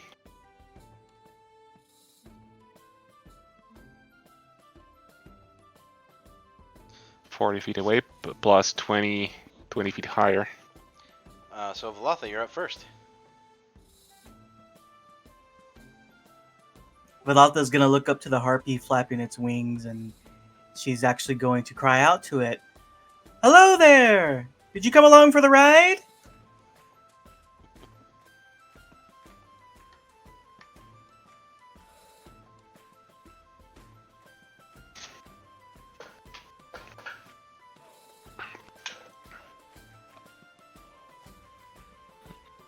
She does not seem to respond in any kind of positive fashion. Rather looking sadistically hungry.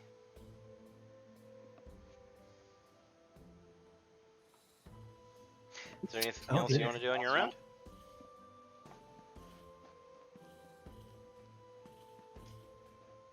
Sorry, I missed that. What? Oh no, I said, let's see here.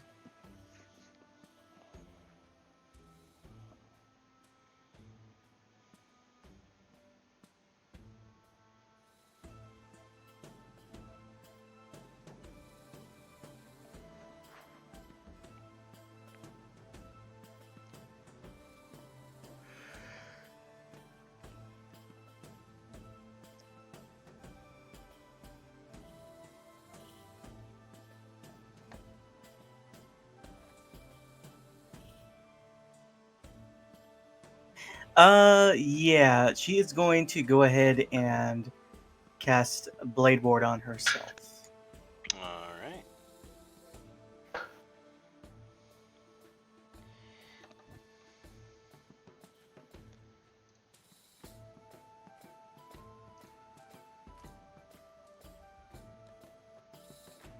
Yep, and that's it.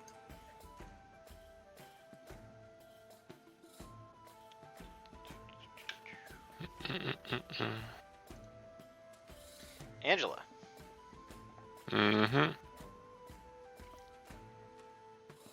Okay, I guess she will position herself bit closer to... Because I think that's the one that's going to attack us. That's the one that rolled 16. And what can she do at this point? Well, she doesn't want to waste her axes just throwing them out of the ship. You keep setting up encounters where she can't do her range attacks. Well, she'll just prepare herself for the attack. Okay. So do you So want that's to it. do a held action or anything, or just prepare yourself mentally? A what action? A held action? Held action. So Ooh. if you're gonna prepare a held action, it's something like, I'll prepare a melee attack if if an enemy moves within 5 feet of me. Abso-freaking-lutely. Okay.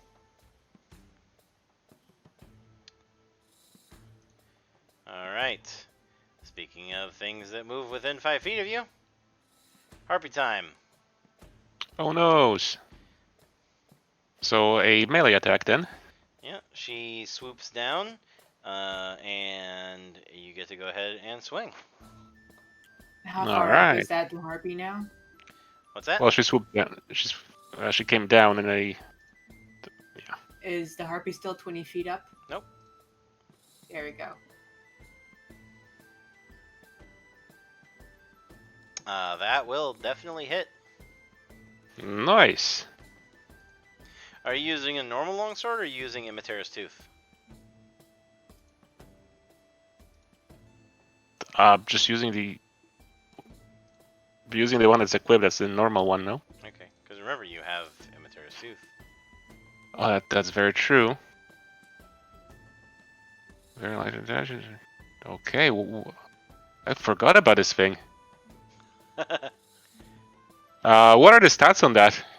Well, you had it identified when you got back to the town. Mm-hmm. Did I note this down? I have my notes somewhere. I don't remember. I put it there. There you go. I've gone ahead and added the details in there. Oh, awesome. So it causes you to need to take 10 hours to finish a long rest, but Mhm. it is a +1 magical longsword. Okay. That is also air elemental aligned, whatever that means. Okay, I see. The air elemental drains user energy through holes in the pommel, causing them to need to take 10 hours to finish a long rest. Honestly, I think Angie will just keep using her regular sword for now. Okay. Go ahead and roll damage. Okay. This was... You just click on longsword, and it'll roll your damage. Okay. No, you click on the word longsword in the roll. Okay. Oh, and that one. There you go. Mm. All right. Sorry, it's been a while. You slice across her wing before she gets a swing in on you. She tries to grab a hold of you with her claws and rake you with them at the same time as she tries to bash you with her club.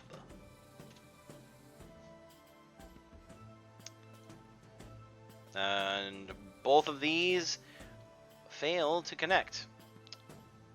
Her claws Yay. grab onto the edge of your shield, and she successfully manages to rake and batter against the top of that. Tobias.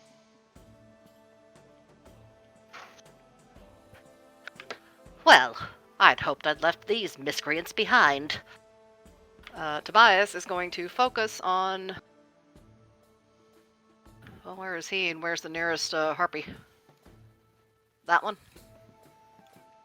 That is, yep, that's fairly near, and so is the one that is right there with Angie.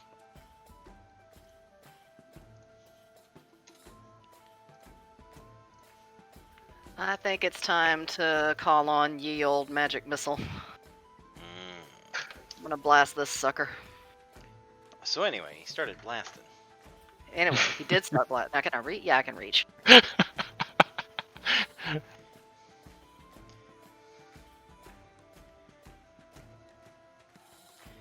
Fiery bunny.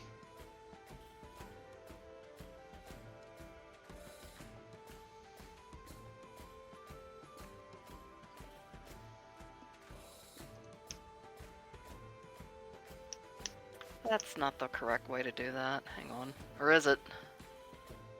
I mean, if for one missile. I didn't click the attack, I clicked the actual spell. So was Yeah. that... If you're gonna split up your missiles, yeah, that's the right way to do it. But if you're just attacking one creature, you get 3 darts, plus Okay. 1 dart for every spell slot of a higher level that you use, if you decide to use a higher level spell slot at all. I didn't go higher, so I'll just here, we'll do this. Pew pew pew. Badass lasers, pew pew pew.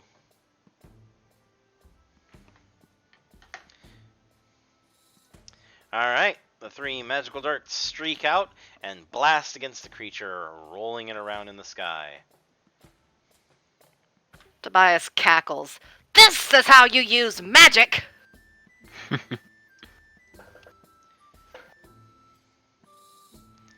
Alright. This harpy is going to go ahead and fly over here to the front of the vessel and start singing a magical melody. Is that a spell she or he is casting? Nope.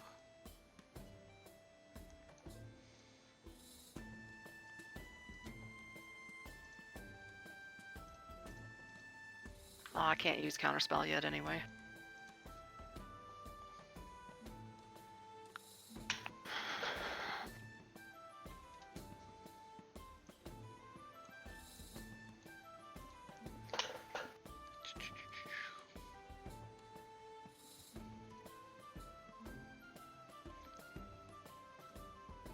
Where is that, by the way?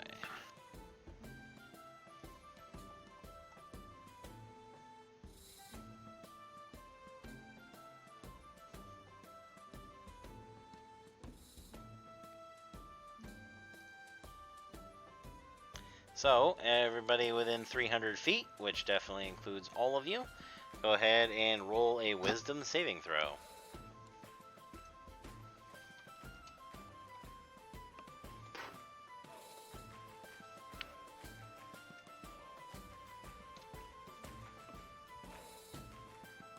Oof. Oof. Alright. Tobias too?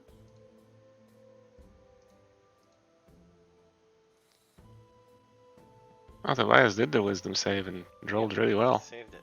Alright, so Okay. Nathaniel and Angela Yeah. are both charmed. Oh, hell no. Aw. Grumble, grumble. You are incapacitated, and ignore the songs of other harpies. If you're more than 5 feet away from her, you take a dash action on your turn to move towards her by the most direct route.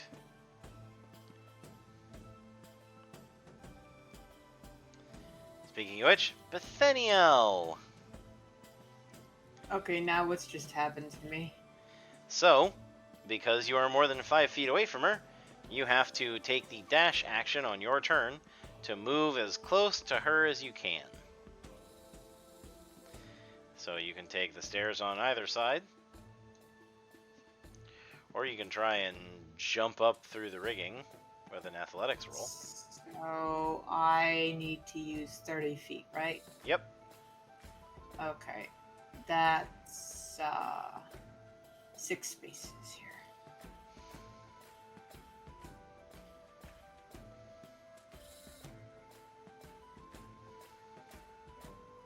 Wait, how do I work diagonals into spaces?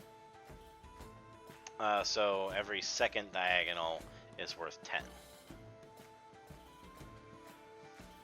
And if you're holding it like that, you can actually right click while still holding down the left click, and it will make waypoints.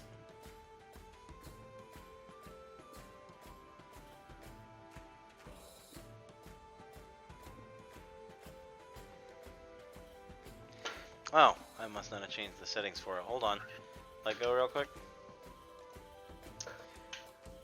Change it from there. Yeah, it did. Hold on. There you go. Alright, try again.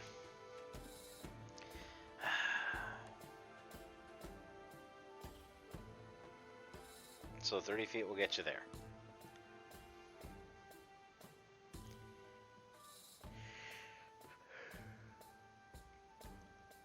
Okay, and now what happens to me? That's it. You're incapacitated, so that's all you can do. I can't cast any spells now, eh? Nope, because you're incapacitated. So the good news is, at the end of your Yep. turn, you can make another saving throw. Oh yes, please. I'd like to do that. Which wisdom? Yep.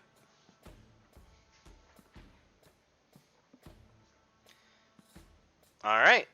At the end of the turn, you are able to break free of the harpy's charms. And For harpy now, charm. at least. Oh no.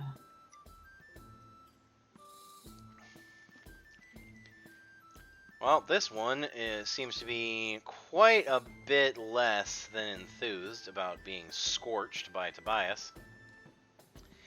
And she is going to fly in and dive down and attack him.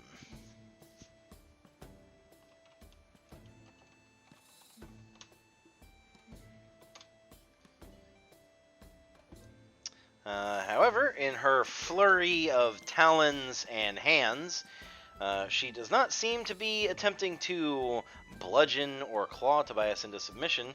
She instead seems to be trying to grab a hold of him and lift him off the ground. Fortunately for Tobias, she fails both of her rolls to do so.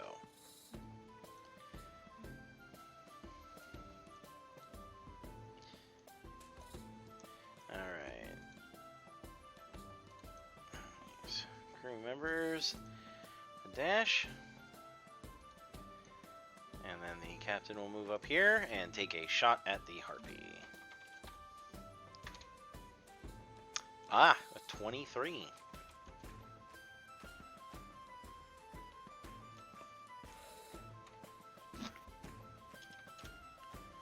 Ah, only for 4 points. She fires her crossbow into the harpy. Velatha. He's gonna see the harpy try and attack, try to scoop up Tobias, and it's going to anger her a little bit. She hasn't shown very much emotion, but she's actually going to be like, "Hey, get your hands off of him!" And then I was wondering, would I be able to cast Thunderwave on this harpy without hitting Tobias, assuming they're pretty close together? Unfortunately, I don't think Thunderwave allows you to exclude targets unless you're an evoker. But let me just check to make sure I'm remembering it right. It says each creature in a 15-foot cube originating from me. Yep. Yeah, so that's going to be everybody. So it's effectively every square around you is the cube.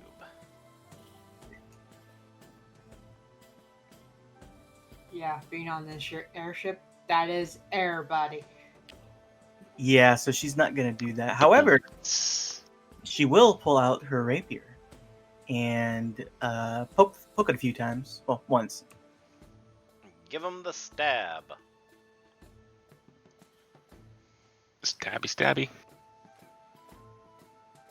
Unfortunately, in the flurry of wings and fur, it's hard to tell what parts are friend and what parts are foe.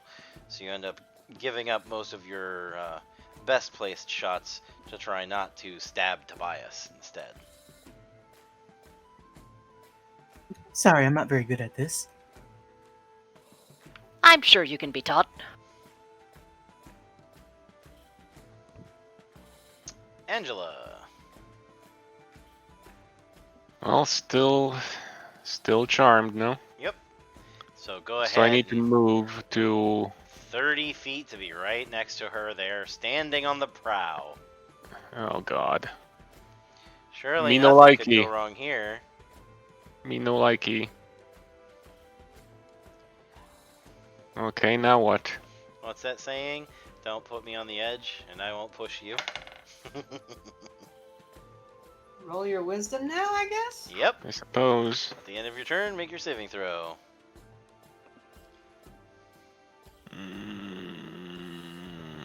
Hold on, wisdom was. Gosh, it's a tiny, tiny font here. Just a sec. Ah, still charmed. I guess I'm just standing there. Yep. Alright. Harpy time.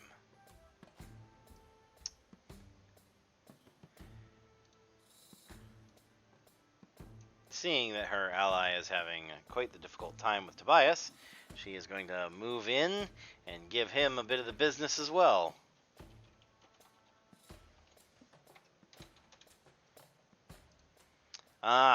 This one fails to hit with her talons, but the club comes down and cracks him across the back.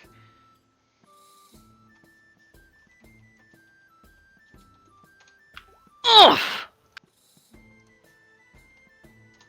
I got to investigate how to wear armor.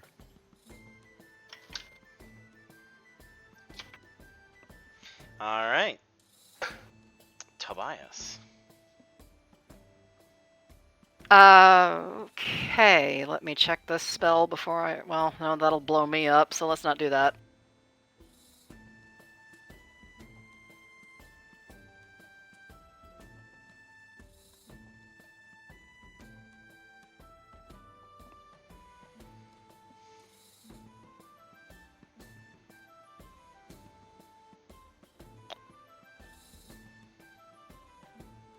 Just out of curiosity, I wonder if one would be able to cast like flaming hands vertically.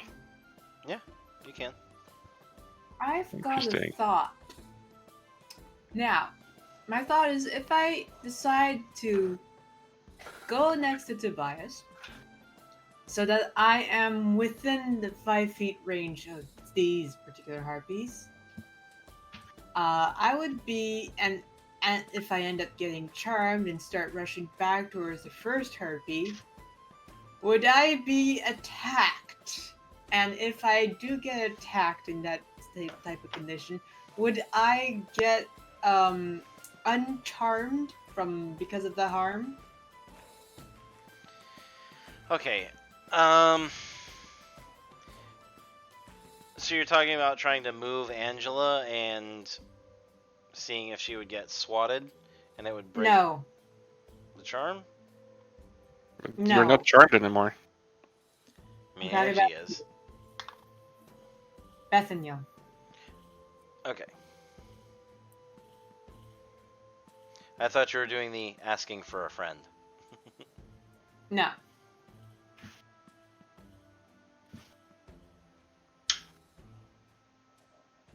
Confuzzled.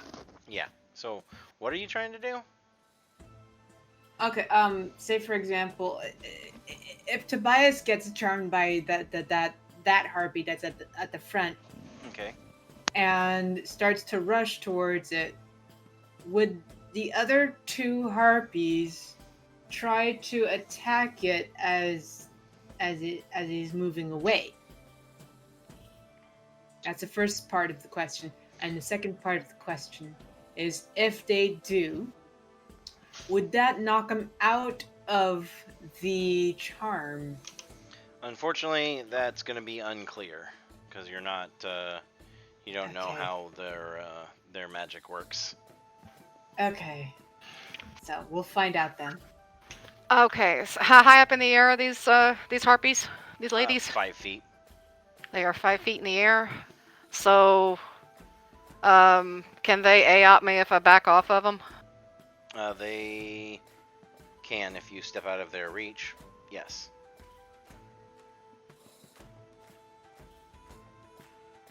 Eh.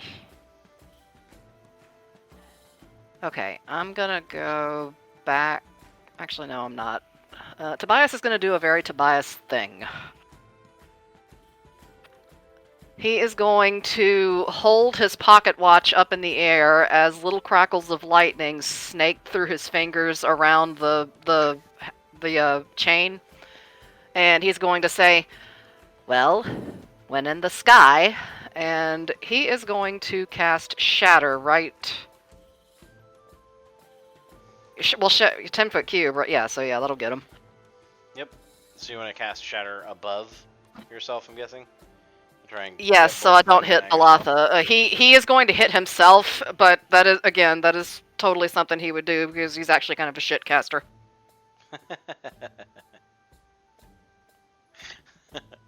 Alright.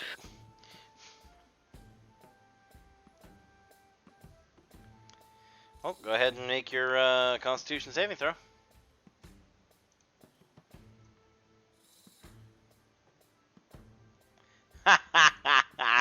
I just saw the alternate appearance for Tobias. That's awesome. Bunny. Alright, and the Harpies get a +1.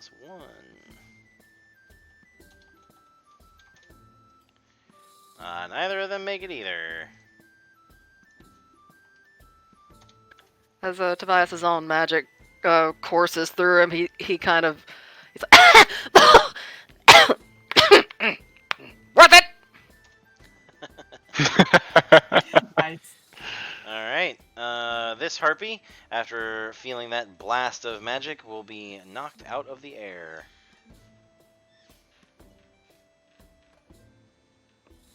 What's up, honey?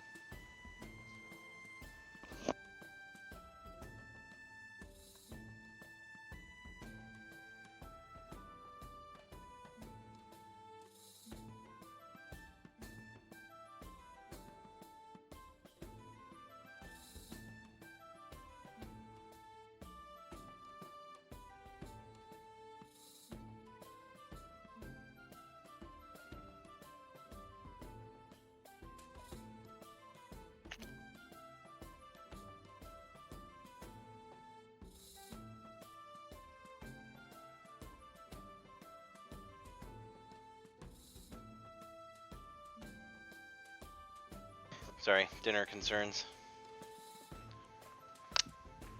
Very concerning indeed. Yes. Especially since, if she hadn't said anything, there probably wouldn't be any.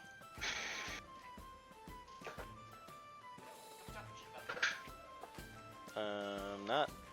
Just telling the truth.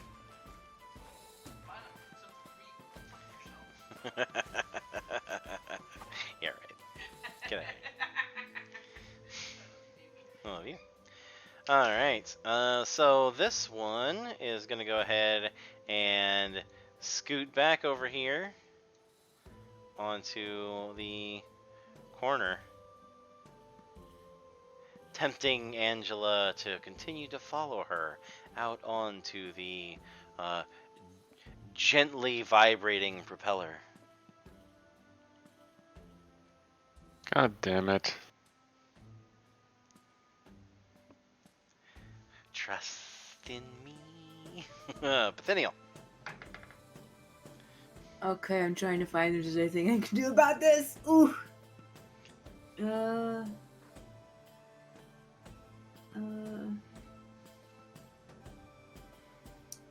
Would guidance help? Guidance.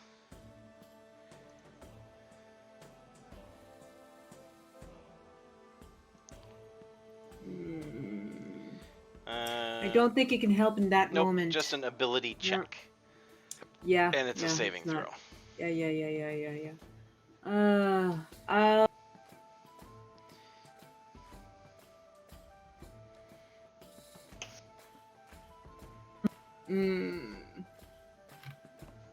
Maybe hitting that harpy somehow. I don't know. I mean, she is concentrating on the song, Yeah. thus the little blue dot. Mm-hmm. So I gotta break their concentration. Speaking of which, sorry, Eustace. The blue circle on a character means that they are concentrating on a spell or magical effect. Well, spell or effect, really. Am I supposed to be seeing our tokens on the map right now? What's that? Am I supposed to be seeing our tokens on the map, or? Have you not been able to see this whole time? Yeah. Whoa. What? How? Huh? Oh, okay. He was probably on the left side of the whole map. You were at the wrong level of the ship. Weren't you? We're on the right side. Oh, okay. Yeah, now I see. Oh my god. Oh fuck. He's crapping me, man. I thought he'd been looking at a blank screen the whole time, and I'm like, man, your imagination is way better than mine. I would have been like, bro, what the fuck? Why am I even on roll 20 if this is what we're gonna do? Slow clap that gif. Oh my god. Well, actually, the last couple campaigns I was in, we didn't play with a map or anything, and so yeah, I kind of got used to it. So I just figured, oh, okay. Yeah, no, that's I totally get it. I personally absolutely adore maps, but yeah, I've played many a D&D game where we didn't bust out a battle map at all. I can see it. Well, I mean, obviously I couldn't when we didn't have a map, but anyway, you get my joke. Okay, now my question is this higher up harpy 60 feet range from me? No, because it's diagonal, so you kind of have the height when you count the distance. So Yeah, but should I make some trigonometry equations Yeah. to try to figure out what the shortest actual it's like physical 40 distance is? feet away. It's like 40 feet Okay. away. 40 feet? Yeah, Okay. it's like 40 feet. It's like 40, 45 feet away. Then I feel that my best odds right now are just told to dead on that darn thing. right? Okay. Okay, let me just ring that bell for a sec Ring here. my bell. Alright. It will make its saving throw. I tried. I'm so sorry. Alright. The bloodied harpy that landed on the ground here next to I Tobias. Should I move too? I don't know. You can, if you'd like. Yeah, I think it'd be smart to move. I'm gonna move back to where I was originally.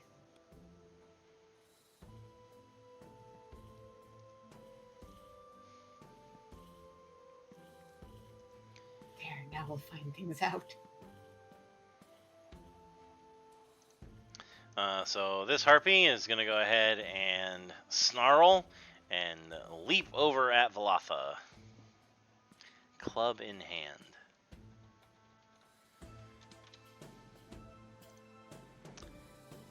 And apparently swat at her ineffectively. It's still angry that a bunny blasted it out of the sky. She's hangry. Alright, these two guys will go ahead and continue their death march.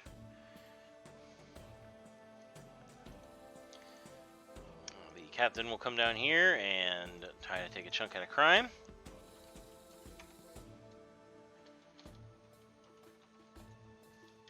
Those guys get the saving throws. Oh, both of them broke free. Hey!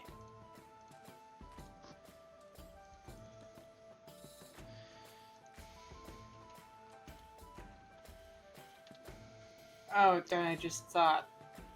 Would I be able to physically hold Angela back from falling over the ship? I mean, maybe. I should have thought of that. Alright, the captain gets a good blow in on the harpy and bashes it over the back of the skull with a belaying pin, and it falls to the ground with a crunch. Velatha.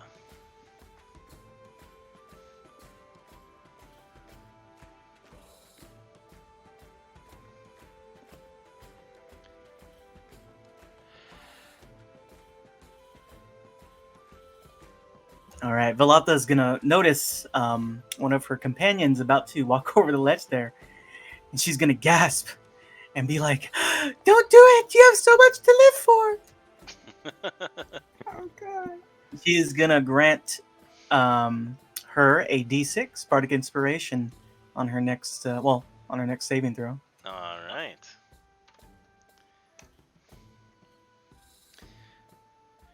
All right, Angela.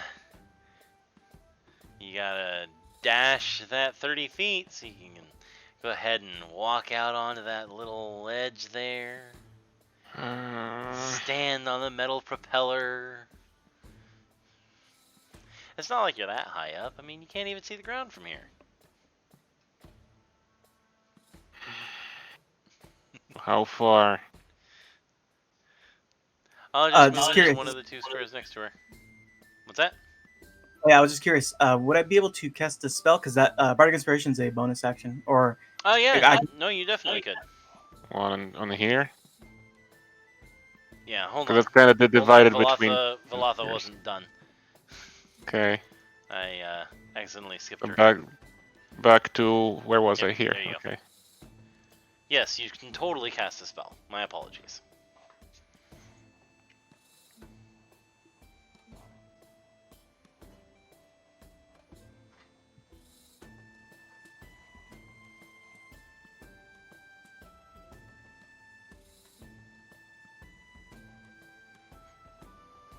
So what did you want to cast? taking a look right now. Okay. All right.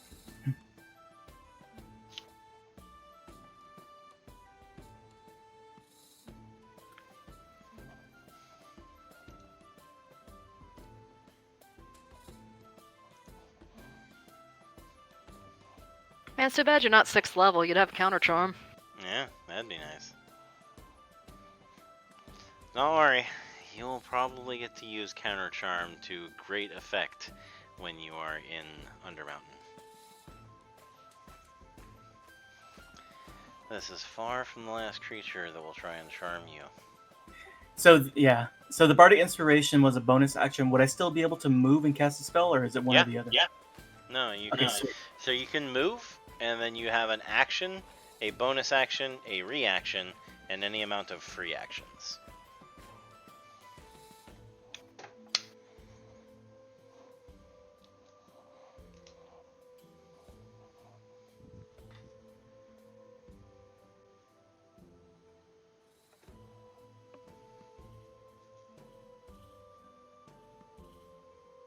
All right. Velatha is going to cast Sleep on that harpy.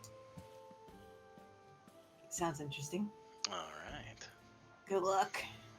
Now, I don't have it in my spell sheet, but it is a racial of mine. I do need to add it in there at some point. Okay. Well, all that you need to do in order to cast Sleep is... Go ahead and roll yourself 5d8. Now, are you going to position it so that only the harpy is in the area? Because creatures with the lowest hit points will fall asleep first. So if you clip anybody else with it and they have hit points less than the harpy, they'll fall asleep first. Yeah, I was kind of reading it, and so you said I can choose the harpies. Yeah, so it's creatures within 20 feet of a point you choose within range. And your range is 90 feet, so you can choose, like, you know, a corner area out over here where only the harpy is in the area. Oh, yeah, I'm definitely going to do that. Okay. Alright, so then go ahead and roll your 5d4. And if you reach the harpy's level of hit points, it will fall asleep.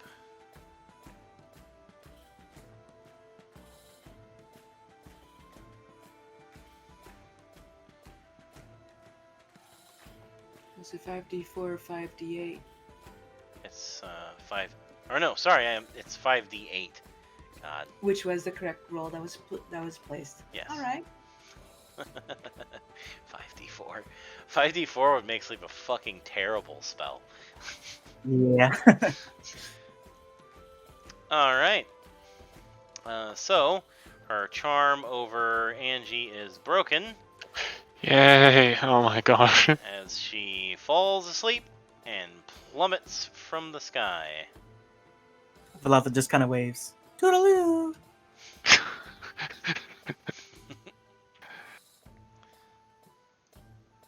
Ow! Oh my gosh, what am I doing here? Alright, Angela. No, that's not a good place to be. So move. Yeah, the bunny's Yes. the bunny wizard's over there in like melee combat with 2 harpies, and Angie's on the prow of the ship. I'll never let go, Jack. I'll never let go. Okay, hold up. Crewmate, just stand right Oh behind you. my god! Oh my god! What was the shortcut to the distance measuring thingy? Thingamabob? Member of the Cult of the Dragon standing behind her like, I don't even know you. Please stop looking at me like that. Menu bar, top left of your map area, you have cursor, paintbrush, Yes, magnifying okay. glass, then the 4th icon It's the is circle ruler. with a little ruler in it. Aha! Or, This alternatively, circle. you can use the arrow. You can left click on your character and pick it up so that you can drag it around, and then you can right click Okay. and those will appear as well. Okay, well, 30 feet. I can only make it that far. But that's fine. Yeah, 30 feet. So should I make you make a balance check not to fall off the ship? No, I'm just kidding. You didn't get that. Please no. You didn't get that Please far. no. Yeah, Angelus is well versed with ships. This is I very, think very you true. got- Yeah. She is, in fact, a sailor. Doesn't really curse like one. Please don't make her. Only after the pit. Anyway, well, she can only get over here, but what she can do, she can yeet one of her axes. Alright. Alright, so I just click the hand axe. Yep. Please don't hit me. Alright. You yeet that hand axe, and sure enough, it buries itself in the harpy's wing. Roll your Yay. damage. Ah, She takes 8 slashing and is now grounded, dropping to the deck. beautiful.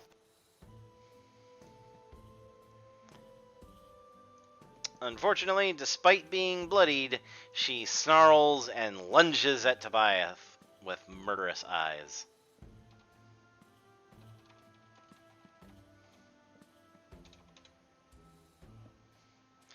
Her claws find no purchase, but this time she does actually manage to successfully hit Tobias. Not with her club, but with her hands, wrapping her arms around him and pulling him into her grasp. Madam, madam, madam! Go ahead and roll Not even a had dinner! opposed strength check. Oh boy. You are now grappled.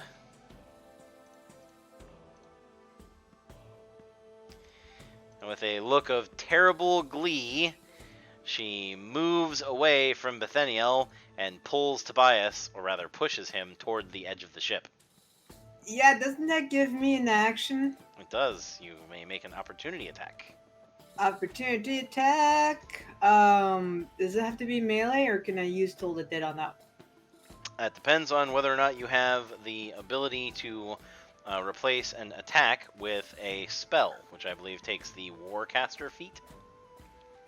Oh, I don't think I have that. I don't think you have it either. Okay, so You're not I 4th level, guess so you having a feat would be weird. yeah, I guess then it's gonna be bludgeoning with my mace. Yep. That. A bludgeoning does sound like it is in her near future. So I just click on that Yep. part, right?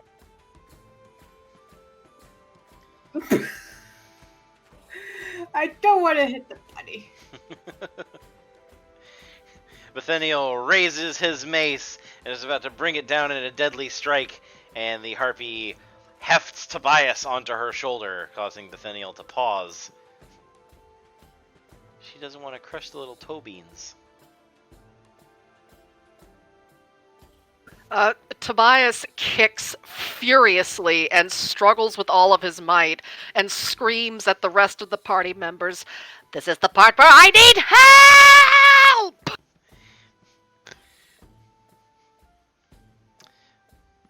And Tobias.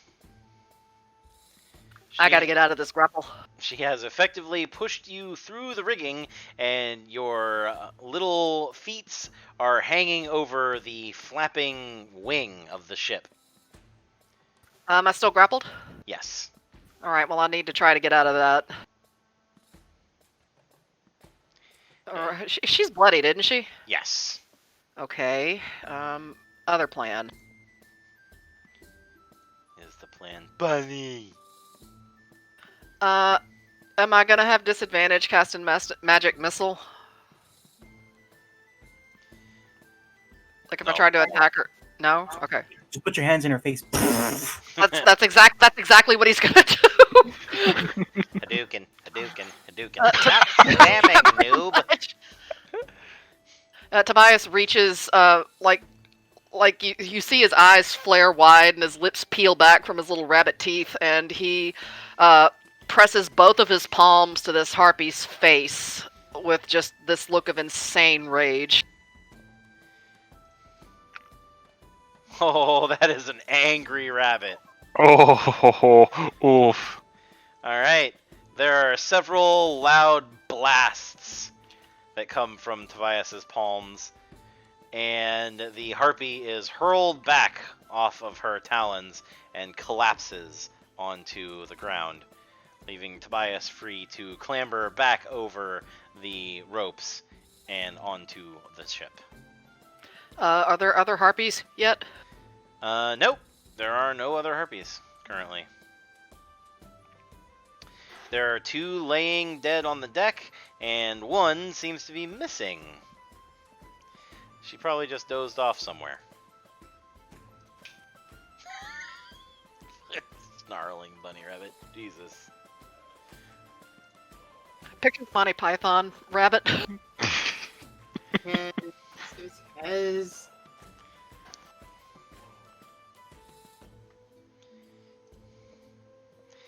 And with that, the current danger has indeed passed. Whew. That was too close. Too close. You're telling me? oh, you certainly showed what you're made of. Upon hearing that, Tobias blinks and then he kind of gives a smug, lopsided grin. I did, didn't I? Good Very job. much so. That was glorious. The captain will actually start a clapping, which many members of the crew swiftly follow. Harpies are dangerous monsters, that is for sure, and I have lost more than 1 crew member to them in the past. We're not expecting them because we weren't straying near the mountains, but unfortunately, they don't always stay to their homes. Thank you for your swift actions, adventurers. Just kind of looking over the deck and searching for the harpy, and it's just kind of like, huh. I hope she lands in a ravine or somewhere soft. I don't. Okay. Wow, dark Angie over here. They're trying to kill us. That particular one nearly killed me. She just wanted you to come over for a bite. Oh, I'll pass. Thank you very much. She insisted. So, with that rather terrifying moment at an end, You find yourselves fully capable of getting a little bit of rest before you arrive at your destination. It should only be a few hours, but that should be more than enough time for you to take a quick cat nap. Rest is good.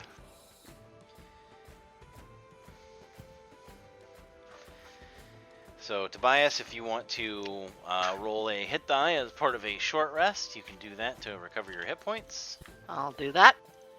And everybody can get back any abilities that refresh on a short rest. I think, like, your Bardic Inspirations are short rest, right? No, that's long rest actually. Is it?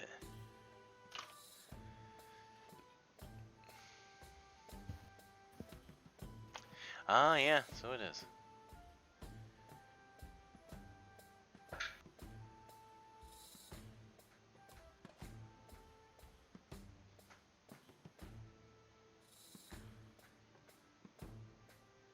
Well, I guess better to have it and not need it than to need it and not have it. True. All right. So, when you finally do arrive at your destination, you find that your friend was correct. It is not very difficult for you to find the site of the most recent attack. Several overturned carts and, destroyed barrels of goods still lay in the area. And there is a small grave site where just over a dozen graves have been laid.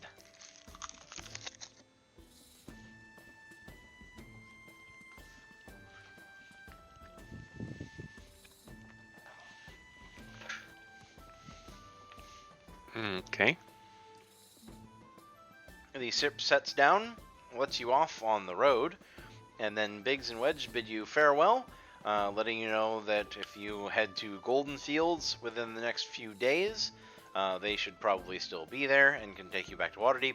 Otherwise, you can head back to Waterdeep yourselves by way of putting one foot in front of the other.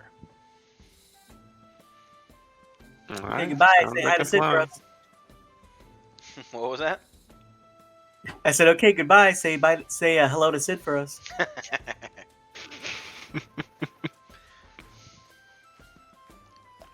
I love the Final Fantasy reference, which was in turn a Star Wars reference. Indeed. A reference in a reference. Referenception? It's so meta. I guess it should be referenception, Riel. Oh god.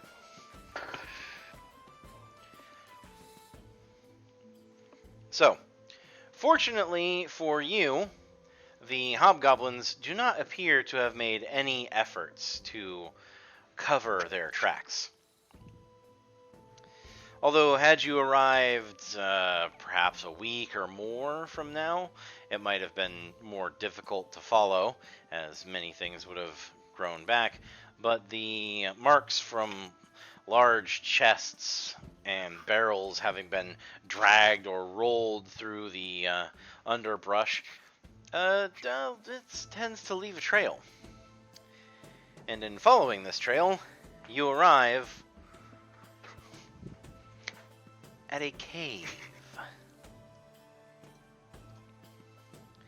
It's always a cave.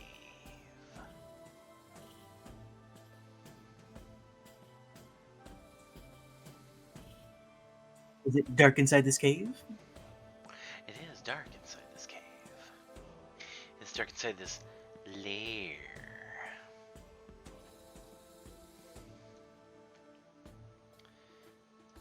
Give me just 1 second here.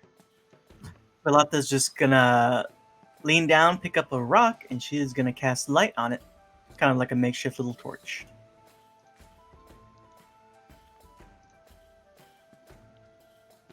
Is the map getting updated? It will be in just a moment. All right.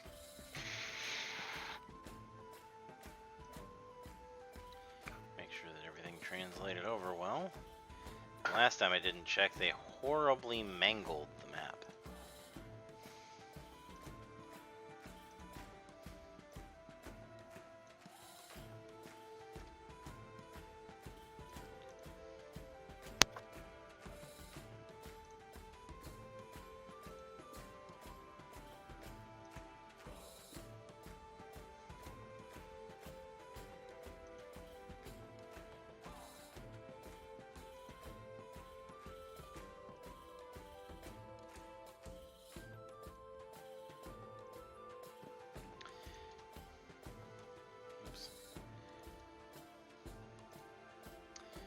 Cursed tokens.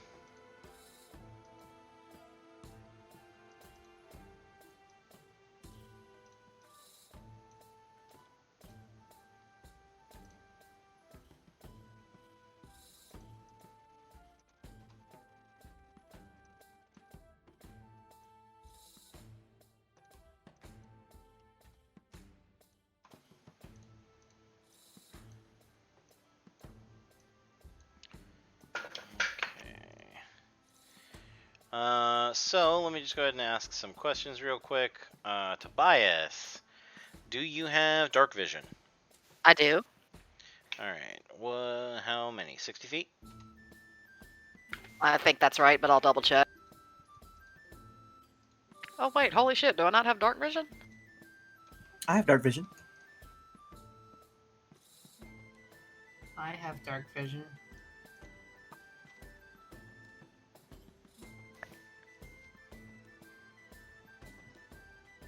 Velatha, you have the typical 60-foot dark vision? Yeah. Okay. It would seem that I do not, in fact, have dark vision. Holy shit.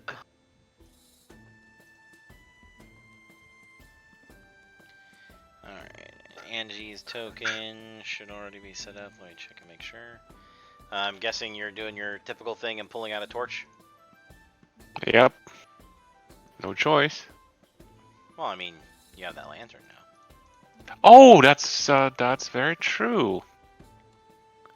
So with the lantern, I would attach it to my belt Jingle, jingle.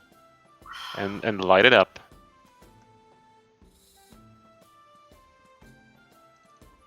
And don't make me loot barrels for oil and stuff.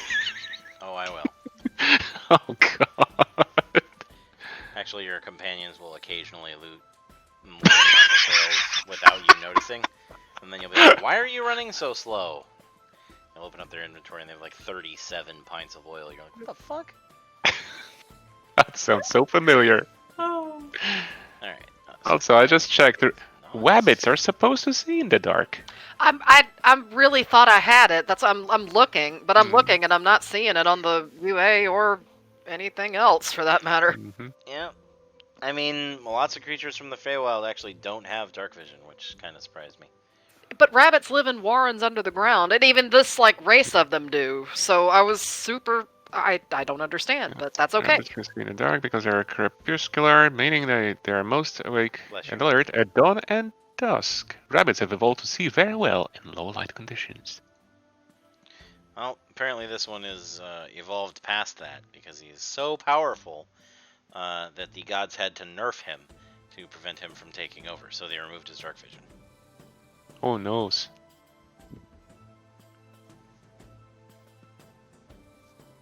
No bueno. Yeah. Okay. So the hobgoblins in the same UA got it, but the bunny folk did not. Huh. Get bunnied, I guess? Apparently. Get bunny. Get bunny. Hi.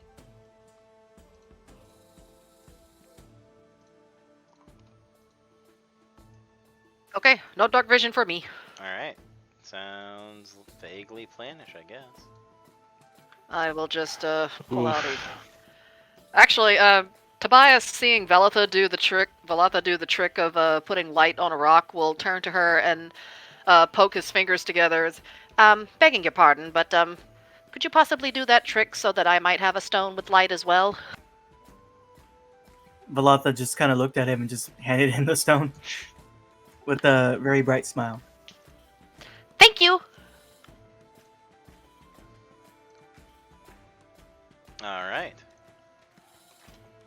So you have arrived at what seems to be a seasonal home lair for a small group of hobgoblin raiders. I do believe we should be very wary of traps, particularly at the entrance area.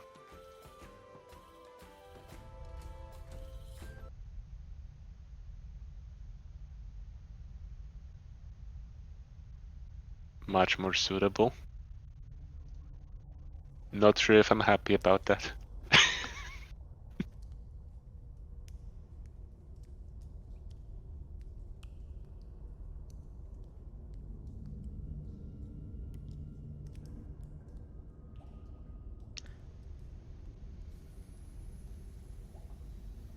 Oof. Has everyone been able to find themselves on the map? Yes. Alright. Lower left corner. I was going to say Or lower left right corner. corner. Jeez. Lower Yeah. left. Left. Yes, we've heard a story of people who can't tell their left from their right. Okay, so to scan for traps, do I need to like keep rolling perception or something? No, you just need to let me know that you are actively searching for traps. You'll move at half speed. You'll have twice the random encounter rolls. But other than that, you will automatically, well, I will automatically roll awareness to see Mm-hmm. if there are any traps. Speaking of which, Yeah, trap. I am being very Yeah, careful right. about what's on the walls as well, not just I the ground. I am very much also looking for traps. All right. Let me go ahead and give Tobias his little light stone as well. So, Angie, as you are heading Mm-hmm. over in this direction, the light from your lantern plays strangely along the rocks at the sudden end of this tunnel. And as you approach and get within 15 feet of it, you can tell that that is not stone at all. Seems to be a fibrous or paper-like substance that has been pressed into something um, to create a false wall. You can actually pick out the seam in the center where one could slide it aside. Okay then. It would fool a casual onlooker, but not someone who was looking for anything with any kind of interest. Casuals. So we have a fake wall. Filthy casuals. Can we try to open it like carefully as to not to make sound? That isn't.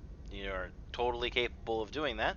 Okay. Just do know that when you open it, most definitely your light will spill through. So if the area beyond is dark, it will not be. I'll go through first. Very, very good idea. I'll put out the lantern temporarily then, Okay. and we'll let the Yeah, let me step in first. yeah, very much so. Tobias will And put his to, he'll put his light stone under his robe and just cover it. All right. Could all you right, step back? seems we're ready. And to quietly let me know what's there. Well, I'd like to get past you. I'll just move to the side. Okay, all yours. Hold on. 1 second, because I gotta change the. There we go. Because everybody should have the minimum 2, 3. Mm. I give you 2 feet of bright light and 3 feet of low light so that you can see I'm the good. area around you. I think that's the effect I have. No, you have 60-foot dark vision, is what you have. Oh, well, it's very bright around the others, Yes. so light is relative. Yes, You're related to light? why not? We are all beings of light. I really don't feel like that was some of the people I met. Luminous beings are we? Oh god. Please no. Alright, so Bethaniel is going to slide open the little thatch here, I Yeah. suppose. Yeah, I'm gonna pass through. Alright. Go ahead and roll stealth. Best Watch for stealth yet. traps. How good is your stealth?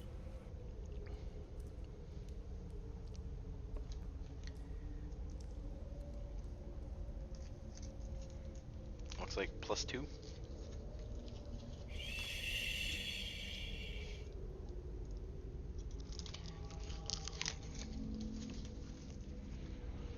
as you slide the makeshift paper mache to the side, you are able to peer into the room, and you see that it is definitely a worked room, and it is also definitely occupied. 3 hobgoblins sit around a table. One of them with his head on the table, and the other 2 pushing a set of small rolling bones back and forth between them. Roll perception there, Nathaniel.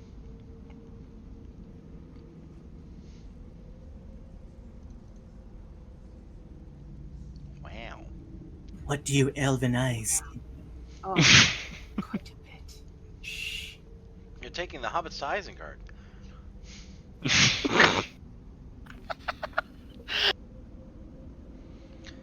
So, another thing that you notice is right on the other side of this little paper mache wall, there is an area of false paper mache floor that is covering up some kind of simple pit trap.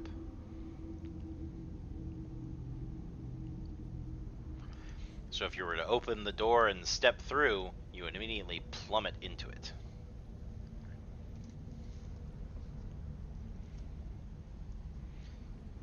That would not be optimal.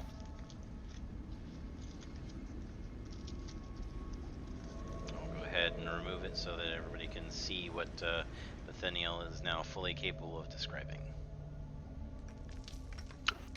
Oof.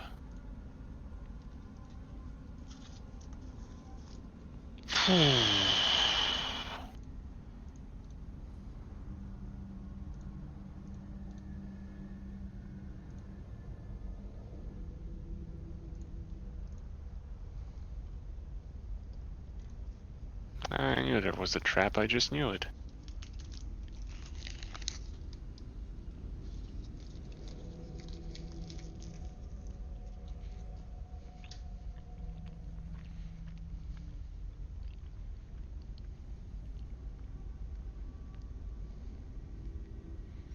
So what do you want to do? I'm trying to see if Bane would be suitable to do at this point. Like, quietly. You could cast Bane, but it would not be quietly.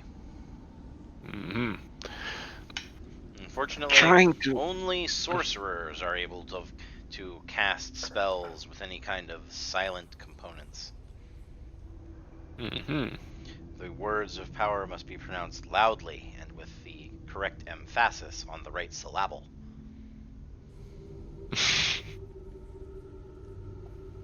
Valata's gonna whisper to Nathaniel, "Hey, how intelligent are hobgoblins?" I'll roll what wisdom check on that? Let's go ahead and make that nature. Nature check. Oh, Dumb. quite dumb. They are definitely of average human intelligence, which is to say, dumb. Unfortunately, they are very skilled martially, and they are very militaristic. So they make up for their lack of intelligence and wisdom with drilled combat tactics.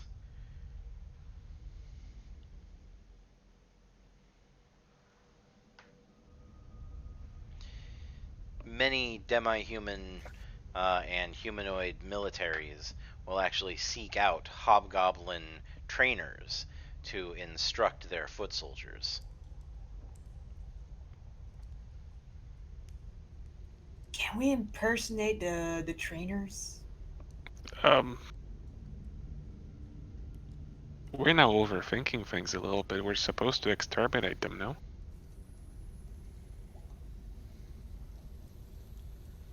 But they're trying to listen to their trainers. So we can have What? them walk straight into their own trap. Wait, what? If any of us is good at impersonating. I might be able to do something. Sorry, what? I might be able to do something, but Should we just throw in the bunny?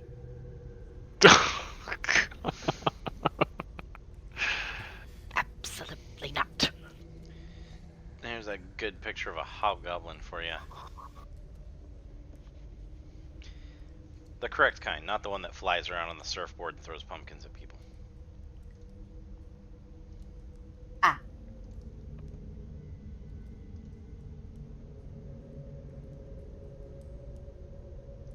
They're large. So I mean more like the kind from Goblin Slayer, which is not make me comfortable about this entire cave plus hobgoblin scenario.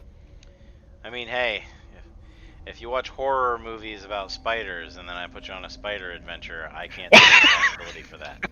You watch horror movies about goblins and you watch horror anime about goblins, and I put you in a goblin cave. I don't have any sympathy for you at all. You did this to yourself. Congratulations, you played yourself. I didn't actually watch the series, but everybody knows that moment. I don't. That's for the best. Count yourself lucky. Great. Yeah. Okay. So, well, we have that trap in the way we would have to leap over to get in there. We could open up if somebody has some kind of an area of effect spell that could hit them at once while they're grouped together around the table. That would be a good opening, I suppose. well, Other than that, I don't Valata- think they would be dumb enough to be lured over here to fall into their own pit. Well, Valata had an idea after she was told how intelligent they are. Mhm. She basically can explain to the party that she can create illusions of herself. She might be able to fool them by creating an illusion on top of one of the traps, and maybe having the illusion speak, "Haha, your stupid trap doesn't even work," and then run away, which might, fool them into thinking that it doesn't work. Huh. Not a bad idea. Nat, you were going to say something too? Tobias will just kind of raise his paw and say, I too can create illusions. Perhaps I could join the effort? Valata smiles. Hmm. So they know that there's 2 spaces with traps, right? Yes. So maybe they could combine their powers and make 2 illusions and be like, "Ha, your dumb traps don't work," All right. and then run outside. What ability are you going to use to make illusions? Minor illusion. And Valata has mirror image. This is the May.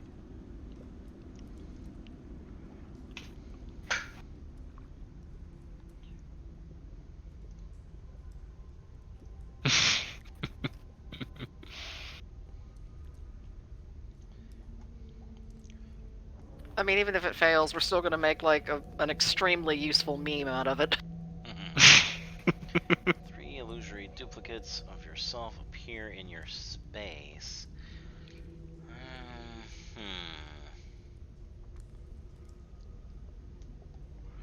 So the problem is that mirror image is only going to create duplicates in your 5-foot square. So if you wanted to be standing on the trap, I would have to be on it, yeah. you'd have to be on it. You might be able to get close, but it's going to look like most of you, the 4 of you, are back from the area. Well, isn't the trap right past a fake wall? Yes. Can we still be on the opposite side of the wall while that illusion is being created on the opposite side? I think, in addition to trying to have those illusions stand there, we can stand at the ready behind the wall with our crossbows, just ready to shoot them when they set foot there. Okay. Minor illusion could definitely create. Yeah. I mean, it can create an illusion as large as a 5-foot cube. It can't create sound, light, smell, or any other sensory effect, but it can definitely create a illusionary figure. What I'm thinking is, you could just create illusion on one of the traps, and that might fool them into thinking, "Hey, the traps don't work." I mean, Tobias can't. I don't think he can. If I wanted to make him throw his voice ventriloquism style, what would I have to do that? Like, what is there even a role for that? Sleight of hand? Yeah, it'd probably be sleight of hand, but with charisma instead of like dexterity. Now, could she or could he create an illusion, and could Velatha use like a deception roll to like kind of fool them into thinking it's like whatever illusion is talking? Yeah. Let us combine our powers. So I'm not speaking at all. What's your deception? Oh, let me check that out. Deception or perception? Okay, so his deception. I have a +2 to deception and a +3 to perception. I have a +4 to deception. You probably ought to do the speaking. Okay, so where do we stand? And I gestured to Angela and myself. Well, hold on. So to create that mirror image, Velatha has to be 5 feet away, so right past the fake wall, right? Right before the fake Right wall. where we are. Yeah. I think Tobias was going to cast a minor illusion instead, though. Right, okay. So I think, well, me being the melee fighter, I'm good where I am, I believe. Now remember, minor illusion has somatic and material components, but no verbal. Right. That's why I'm thinking to use it.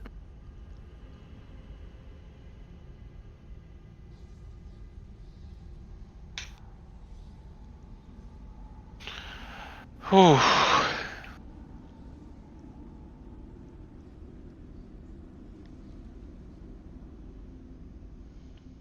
It's worth a shot.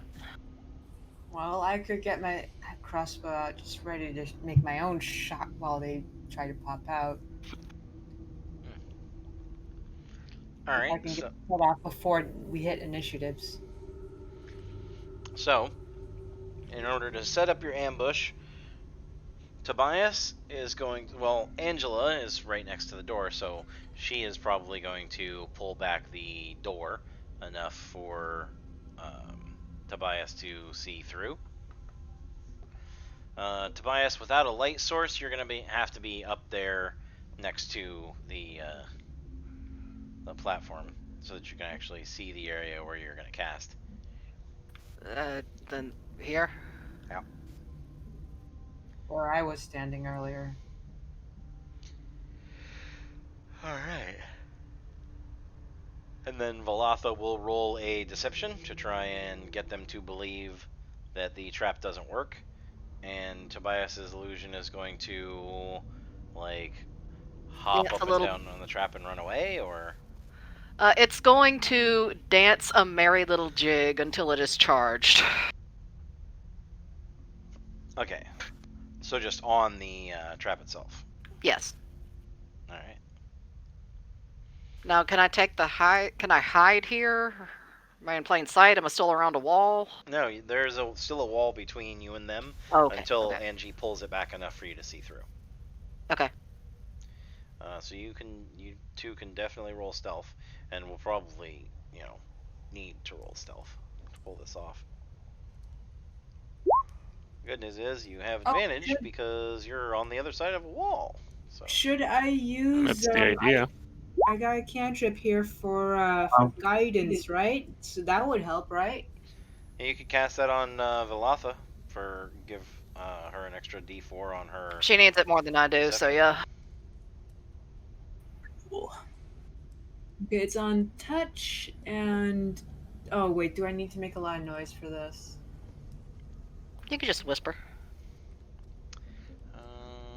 Let me see.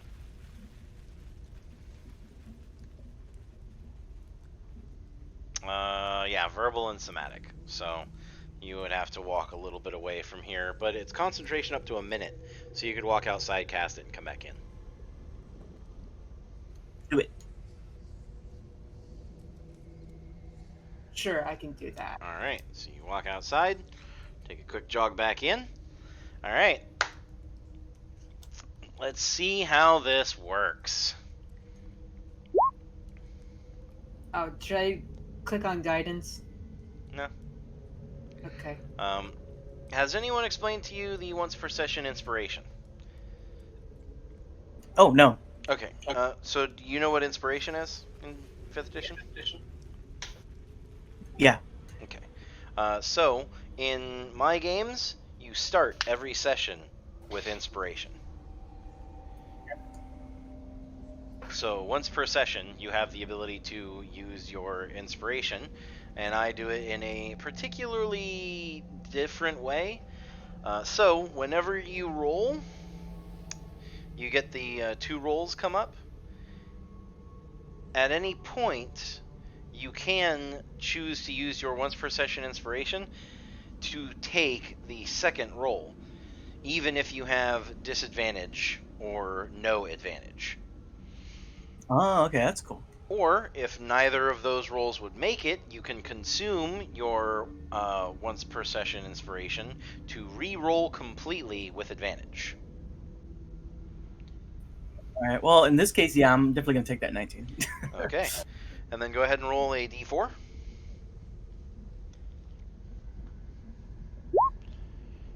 Oh, yeah, that's going to be, I think, legitimately impossible for me to make. Because I have a +0. I can't roll a 22.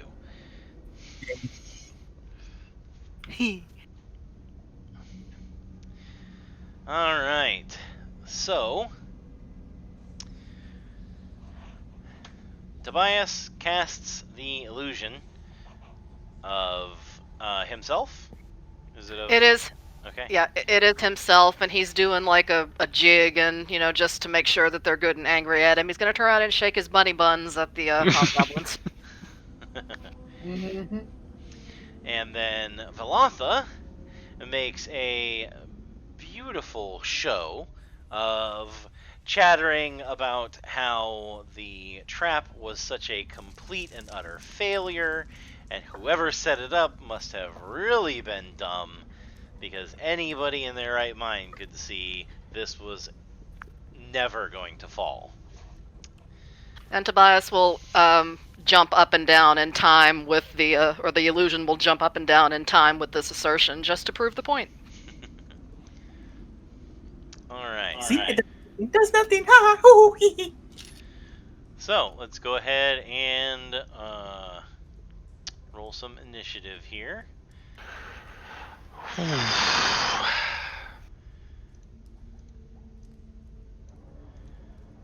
This is going to be great. Oh god.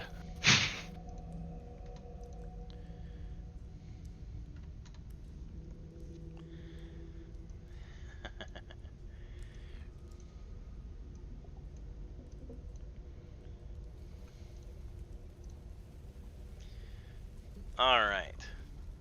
So, before initiative actually happens, this hobgoblin is going to rush forward and attempt to take a swipe with his great club at that bunny butt,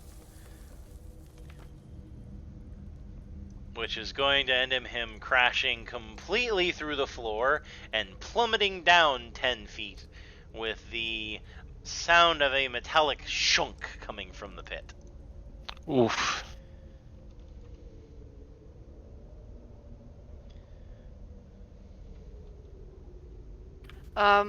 Tobias is going to have the illusion jump out of the way of that trap and over to the still the one that's still covered. Hopefully they're just dumb enough. It might still work. Okay.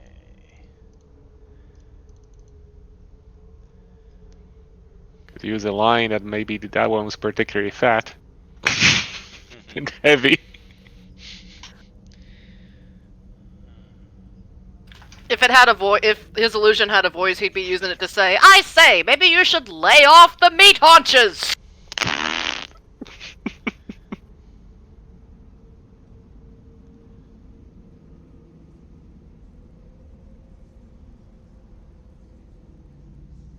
Okay.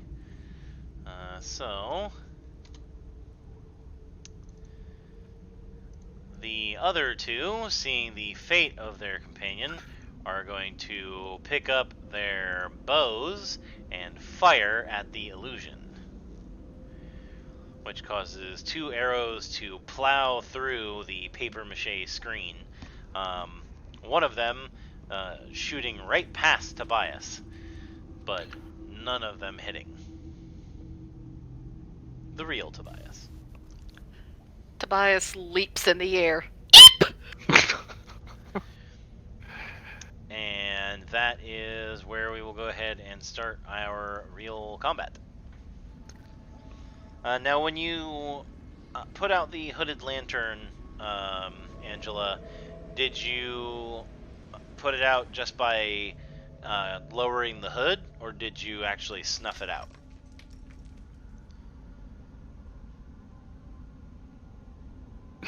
Well, if you're giving me the choice right now, I didn't realize that thing had a hood.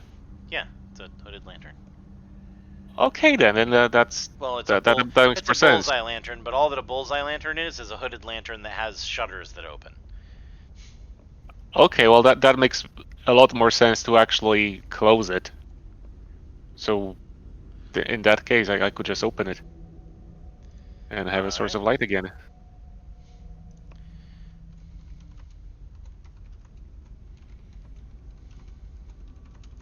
I mean, if they know I'm here.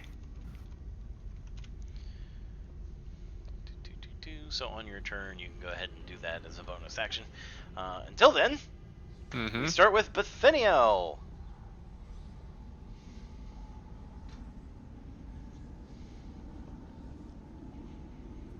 Okay. Oh,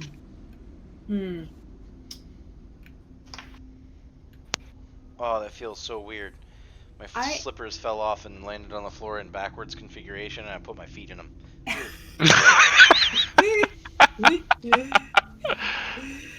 I'm wondering if I should use my level 2 spells, my level 2 spell of Ray of Enfeeblement. It is 60 foot range, so either are within my distance. And we're about to start a match. You guys like Ray of Enfeeblement? Well, where are you on the map? I'm right behind Velatha. Because on my end, you're way at the entrance. No. Oh, there we go. Yeah. He's like right there. Okay. So you guys like Ray of Enfeeblement? Do you like pina coladas? Well, you could also cast any area of effect helpful spell to start off the match, like a bless. Yeah. Or there are 2 enemies, so you could also cast, what was it, Bane? Yeah, I have Bane. I was actually looking at that. Yeah. That's a 30-foot range.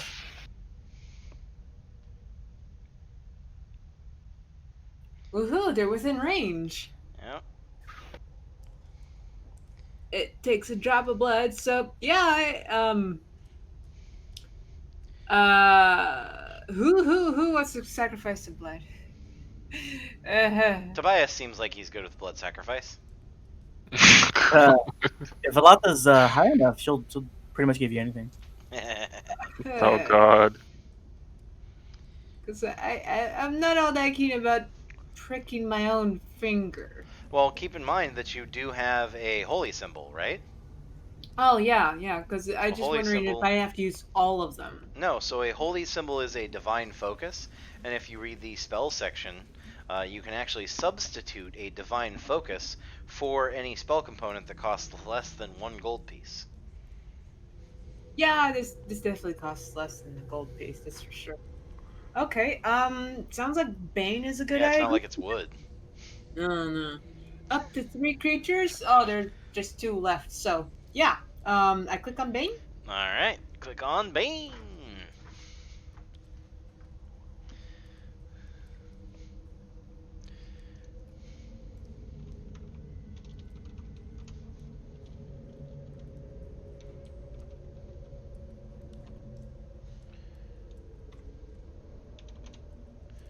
Wow, a -1 and a 1. I most definitely failed my saving throws. They are both baned. Oh, wow. Super Bane. Super baned. So Super Bane that they got their back broken. Alright. This one is going to go ahead and take a shot at... yeah, let's go ahead and shoot at Angela. Oh noes. Don't you dare. Oh, I dare. You did to kill a king's dad.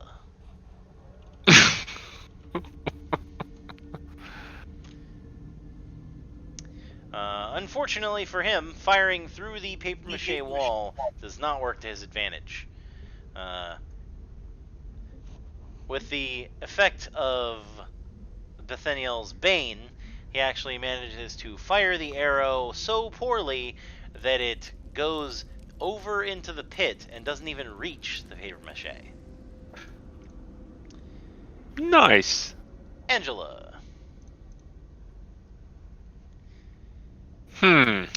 Okay. So you want to Choices. you want to unleash the light from your lantern, right? Yeah, now's when you do that. Yeah. Yes, that's a bonus action. There we go. I can see pretty well into that room. It's lit. Fam. That it is, yes. I just love using that literally, and I don't know why. That's good humor. That is nice. Yeah. So, what's the... Right. Choo. Being where I am, I wonder if I'm sort of in cover from the other guy's line of fire. Yes. Okay, so for now, since I'm still kind of also in concealment as well behind that wall, I'll stay there. I'll just lean around and yeet an axe at the guy that I can see there. Okay. So I'll do that. All I right. think that's relatively decent. Your axe flies out and slams into the hobgoblin's armor, crunching against his chain mail and dropping to the ground. Pooh. Well, that sucks. Tobias, unless you want to move, which I'm guessing you probably don't. No, I'm good. I figured. We can still deal with them at range. All right, Tobias. Let's go Blasty McCasty. Tobias a sandwich. He's what? Eh? It's too bad you're not a wild magic sorcerer. Oh, that'd be awful. That would be legitimately awful. I like wild magic. It really screws up games. All right. Tobias is going to take a look at the one closest to him, as that one is scaring him the most, and let's go ahead and slap that bad boy with a scorching ray. Oh wow, a scorching ray. Jeez. Bye. Boom! Have I used my once per session? I mean, I I don't. don't think so. Not yet. No, I don't think so. Do I either don't of those think anybody hit? has except for Velatha. Do either of those hit? Oh, what? No. But you still have more to roll. Because you shoot separately for each ray. Okay, it's like fire magic. I got it. Okay. Yep. Make a ranged spell attack for each ray. Oof. Wow, I'm feeling generous, so I'm going to let you go ahead and consume your once per session inspiration to re-roll that whole shit show right there. Thank you. Thank you. That is truly, truly That's fucking an atrocity, awful. is what that is. Yeah.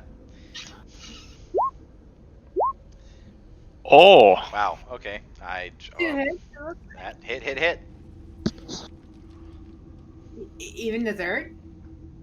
When you re-roll with advantage. It's advantage. Remember? Ah. Oh. All right. Well, as you had a bad day. The first two rays blast into his chest. The third one, however, comes out of the back of his skull, and he collapses to the ground in a smoldering heap.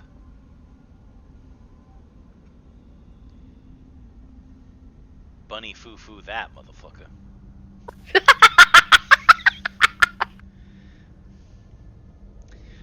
Anything else, Tobias? I believe I will just stay put and call that the end of my turn. Alright. Velatha. Yeah, I was looking at my spells. I don't really have anything ranged yet. Like, I don't have any ranged weapons either. So, Do you not have Vicious Mockery?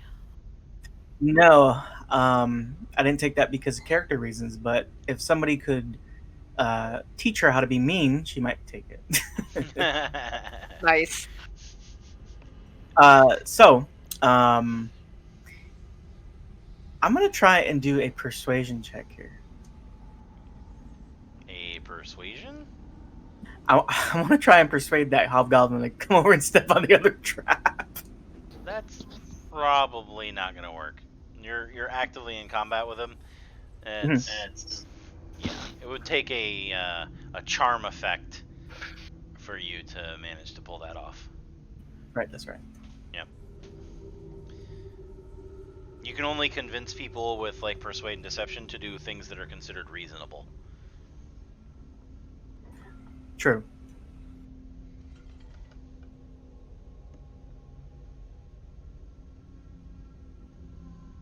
You could always take a hand axe off of Angie's belt and yeet it over there. If you can shoot your, can you shoot ranged weapons? I mean, yeah. I think she just doesn't have one. I don't have one. you can totally use my other hand axe. Or you can use Toby's crossbow. She would probably have better luck with the crossbow because I believe I can roll dex for that attack, right? Yep. Okay. You can Yeah, roll she'll dex grab with a the- hand axe attack too. Oh, sweet. Okay, well, the crossbow would take a turn to load, right? Yeah, but it always starts out loaded. Okay, cool. Yeah. Okay, cancel that. I never I don't- screw. What? Sorry, what? No, it's okay. I'm sorry. I actually don't have a bow. I took a casting focus instead, so I do not in fact have a bow. I got a crossbow. All right. Which does more damage? The crossbow. All right. She's gonna just kind of grab the crossbow and be like, "I'm gonna borrow this really quick, okay?" And take a shot. All right. Keep your hands off me. Yikes. So that would be plus 2 attack. D20 plus your dexterity bonus plus 2 for your proficiency.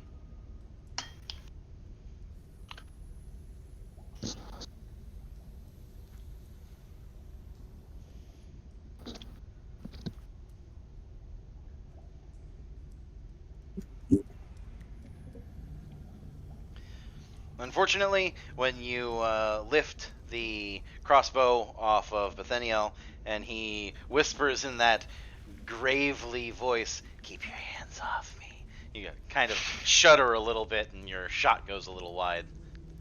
Oh, oh.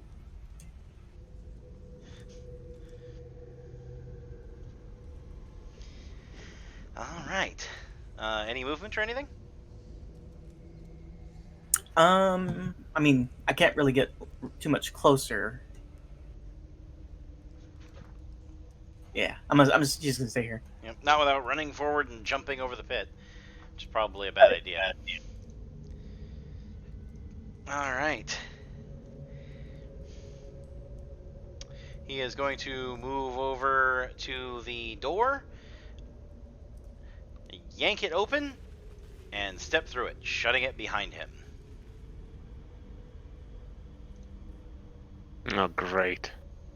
And you hear the sound of someone shouting in Goblin. Oh, great. And that is where we will end this session for this week. Oh, great. I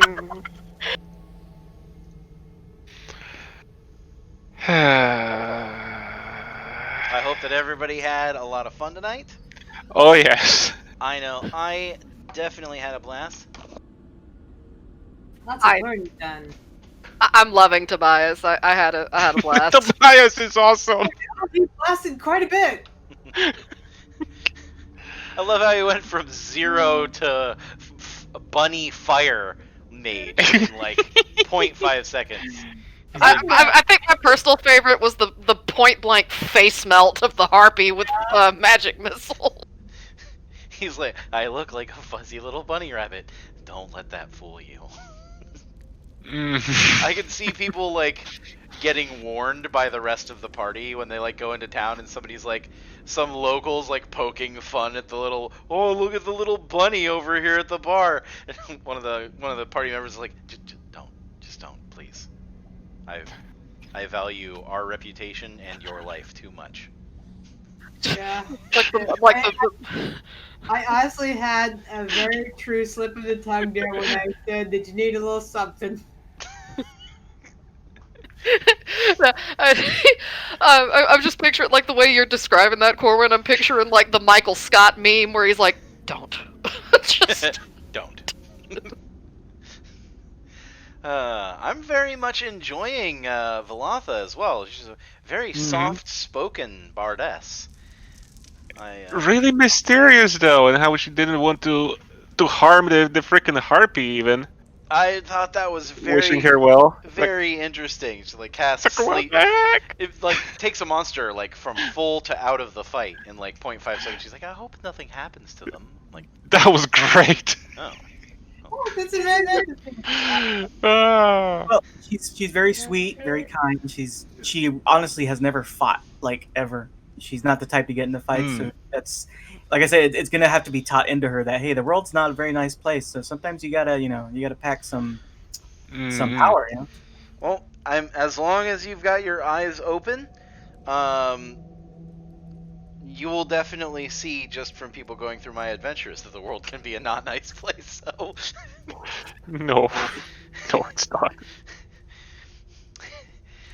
Hey, John Boy, why don't you just go lean over on that fence over there real quick? We'll get this figured out.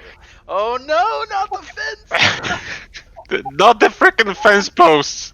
Not the fence posts. Joy would like a word with you, Corwin, about that. He thought it was defense, but it was offense.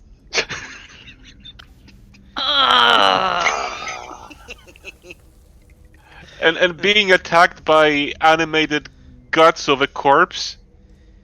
I mean, no, thank you. Yeah, that was a pretty fucking Cthulhu adventure, if I do say so. It was. and then when she was that was a rough first adventure for me to put you guys through. That was kinda, yeah, I probably should and have then saved that for like the third or fourth.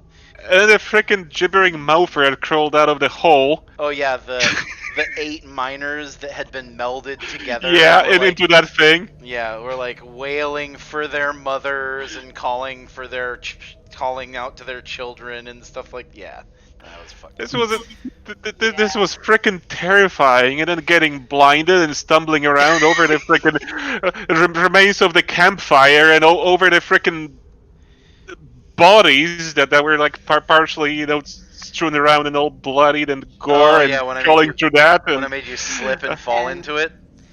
And don't forget, before all that, and I'm not sure if the fence posts are to come alive or no. It's Bethaniel standing there next to the bush, and this oh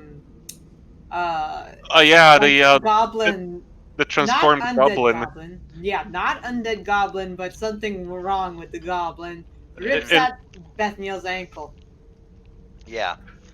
The In goblin the that, process like, of getting mutated into yeah, something. that had Yeah. the effectively the stats of a grick, and it was pulling itself along on tendrilled legs that had split out of its back, and the top of its skull had split open to become its mouth. But the face of the goblin was like horrified and begging for death. Oh god. I think No, Bethaniel thank you. kind of stood there slightly unfazed. You can definitely miss me with that shit. Yeah, yeah. It's just like, oh, okay, yeah. Avoid everything, and I get gripped. It was Great. so funny afterwards, because Wolf was like, "Man, you know what I've heard is a really cool setting, Ravenloft," and I'm like, No, just no. You know, Corwin, it's funny you mention Grix and Ravenloft in the same paragraph, because Oh, guess is what I ran into in my Strahd game yesterday? Oh, really? Oh yeah, That's dirty. a fucking trash. Well, it was a trash monster was its name, but it had I mean, it was a Grick. Yep. It was a Anyway, Grick. It was a Grick, and it swallowed our little grung warlock. Oh god. Yep, there's the picture of the Yeah, that- the first opening scene, the first monster you ever run into in my D&D game. a giant toad. It was right past the freaking weird glowing shrooms that we're investigating, and way in the back there, you see the freaking fence and the freaking fence post. Way in the Looks like back to the right. But she's having a wonderful time there. Yeah. No, No that was, kidding. I really played up the horror for that one, and it It was it- glorious. went very well. Jesus Christ, voice heck, where did you find that fucking rabbit picture? Oh my god.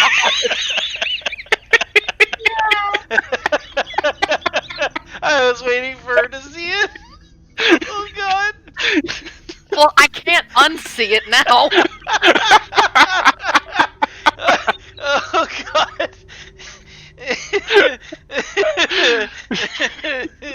I think you need to make like an art of Tobias wearing that exact expression. Yeah, when you really offend him. Picture to be the one where he's going point blank in the harpy's face. Yeah, that would be perfect. Yeah. Have any of you watched Invincible? I have not. It's really good. If you are into like dark comic book kind of stuff. But there is a scene where a super powerful person, your typical like Superman, just like grabs somebody's head and goes, pop. That's kind of what I imagined as he like grabs her by the face and goes pow pow pow with these force missiles. Like Jesus. Just turns it into paste. Yep. And I was like, yeah, no, I mean- that's about accurate. I mean, it's her fault. She's the one that decided to give him a hug he didn't want.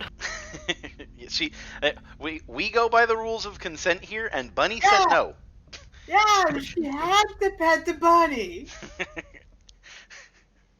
But yeah, Well, I could definitely Angie see wants to pet the Tobias bunny, making but that she knows face. better. What was that? Well, Angie really wants to pet the bunny, but she knows better. Yes.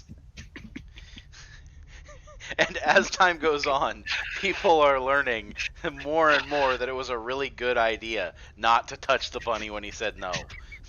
You know, he is not he's lawful good, but he is so used to people. Like in the Feywild, I mean, there's at least enough others like him that he's not considered an oddity. But here, nobody has seen a him before, so he's kind of getting tired of the fascination.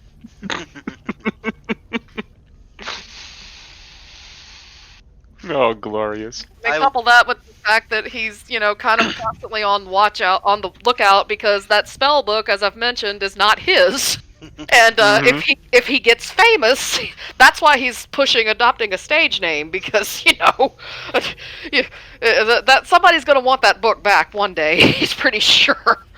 Namely the but even with a stage name, how many sapient bunnies are out there? Polymorph. He will polymorph himself so that he can be recognized. Oh, that works. Oh man. Oof. Yeah, Or he'll go in Angie or Bethaniel's bag. You just don't polymorph into Bethaniel. That's a bad idea. Oh God! There's a bigger one, and it's a gift.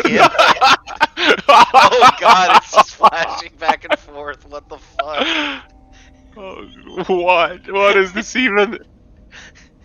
Its ears look like they're made of cardboard. What the fuck? Rage.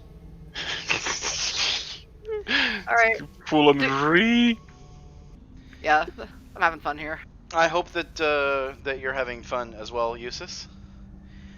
This is actually the first character I've ever created where I didn't set out to make them combat focused. As you can tell with a lot of the skills I chose. Yep. But I think going forward, I'm gonna try to maybe kid her out a little bit, give her a couple more options. Yeah, in that regard. Yeah, you'll definitely want. So the eventual thing that you're going into is going to be a long-term dungeon crawl, but it is a dungeon crawl through several like well-settled areas with lots of interaction. So there will be opportunities to use social skills, opportunities to use other interesting abilities and stuff like that. But you definitely do also want to maintain focus on being able to bring a good combat core capability, or at least a high-end support to the group as a whole. I think you'll be able to do that just fine. What sort of a bard are you again? College of Lore. Yeah, lore bard. Oh yeah, Super solid. Yeah, they're versatile, so that'll be a good. That'll function well in Dungeon of the Mad Mage. Mm-hmm. That was a good use of sleep spell, that's for sure. Oh yeah. I've actually never seen sleep used quite that efficiently before. I was impressed. Well, I figured harpies That was fly in their epic. sleep. Yeah. So I had actually thought about it. I'm like, I wonder if it's just like an instinct. I was like, no, that would be dumb. Although it would be funny if she fell asleep, and then I just like moved her like 15 feet down every round until she just floated off the back of the board. But I was like, we'll just have her fall, whatever. But yeah, so I'm really excited about the way that this game is going. Talking about the other game was basically a longer version of it may be as soon as 2 weeks from now. Because if they're not going to run and I'm still available, if you are all available, I would like to run the game. But if it ends up being like 3 weeks, then that would be fine, because that does happen when I have something come up and one of my weekends ends up getting taken up. Wait, in 3 weeks, aren't I gonna? No, I'll be up there in 4 weeks, not Yeah, 3. it should be 4. Counting the days, man. Oh, counting those days. Oh. I wish it was 3. I do too, to be honest. That'd be But awesome. I'm really looking forward to getting together in person to play D&D. Yeah, sometime in the next 3 weeks, I need to go over. I'm gonna pick up a bunch of my models from My friend Mike, who still has a lot of my models, all of my battle maps, all my dungeon tiles, like all that stuff is still over there at his place. And I'm going to talk with Gordon about potentially going up because he has when Gordon bought his house, one of the things that Yeah. he wanted was a game room because he wanted Huh. to be able to invite people up to just play D&D in his game room. And so he bought a house specifically that had a game room.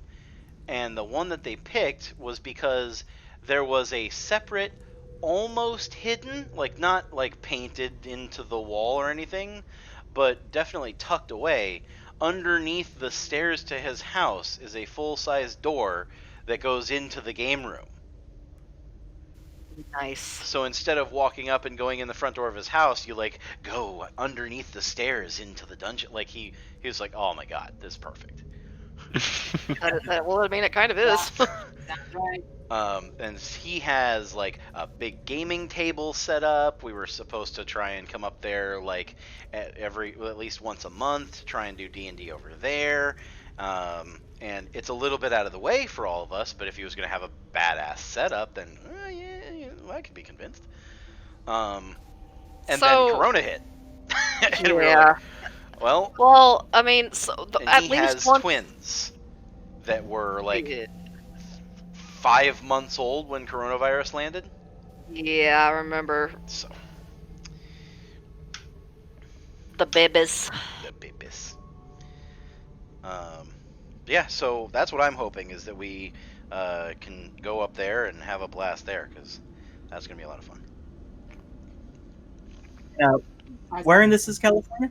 Or Uh, where in uh, California? I think he. Rancho Cordova is what I remember Garrett saying. Yeah, that's where they were living before. He doesn't live in Rancho Cordova anymore. He sold that house and bought this one. Okay. I didn't know that, but Yeah. I don't know what city it's in, actually. I know it's north of Sacramento. Wait, I have Oh. his address. Let me look. Gordon's? Yeah, because I sent Christmas cards this year. Remember? Oh yeah. I'm terrible Oh. at doing that. Oh god, I should stop the recording. Hold on. Still like recording, and it's just like mostly me Oh, yeah. yammering on. Save your disk space.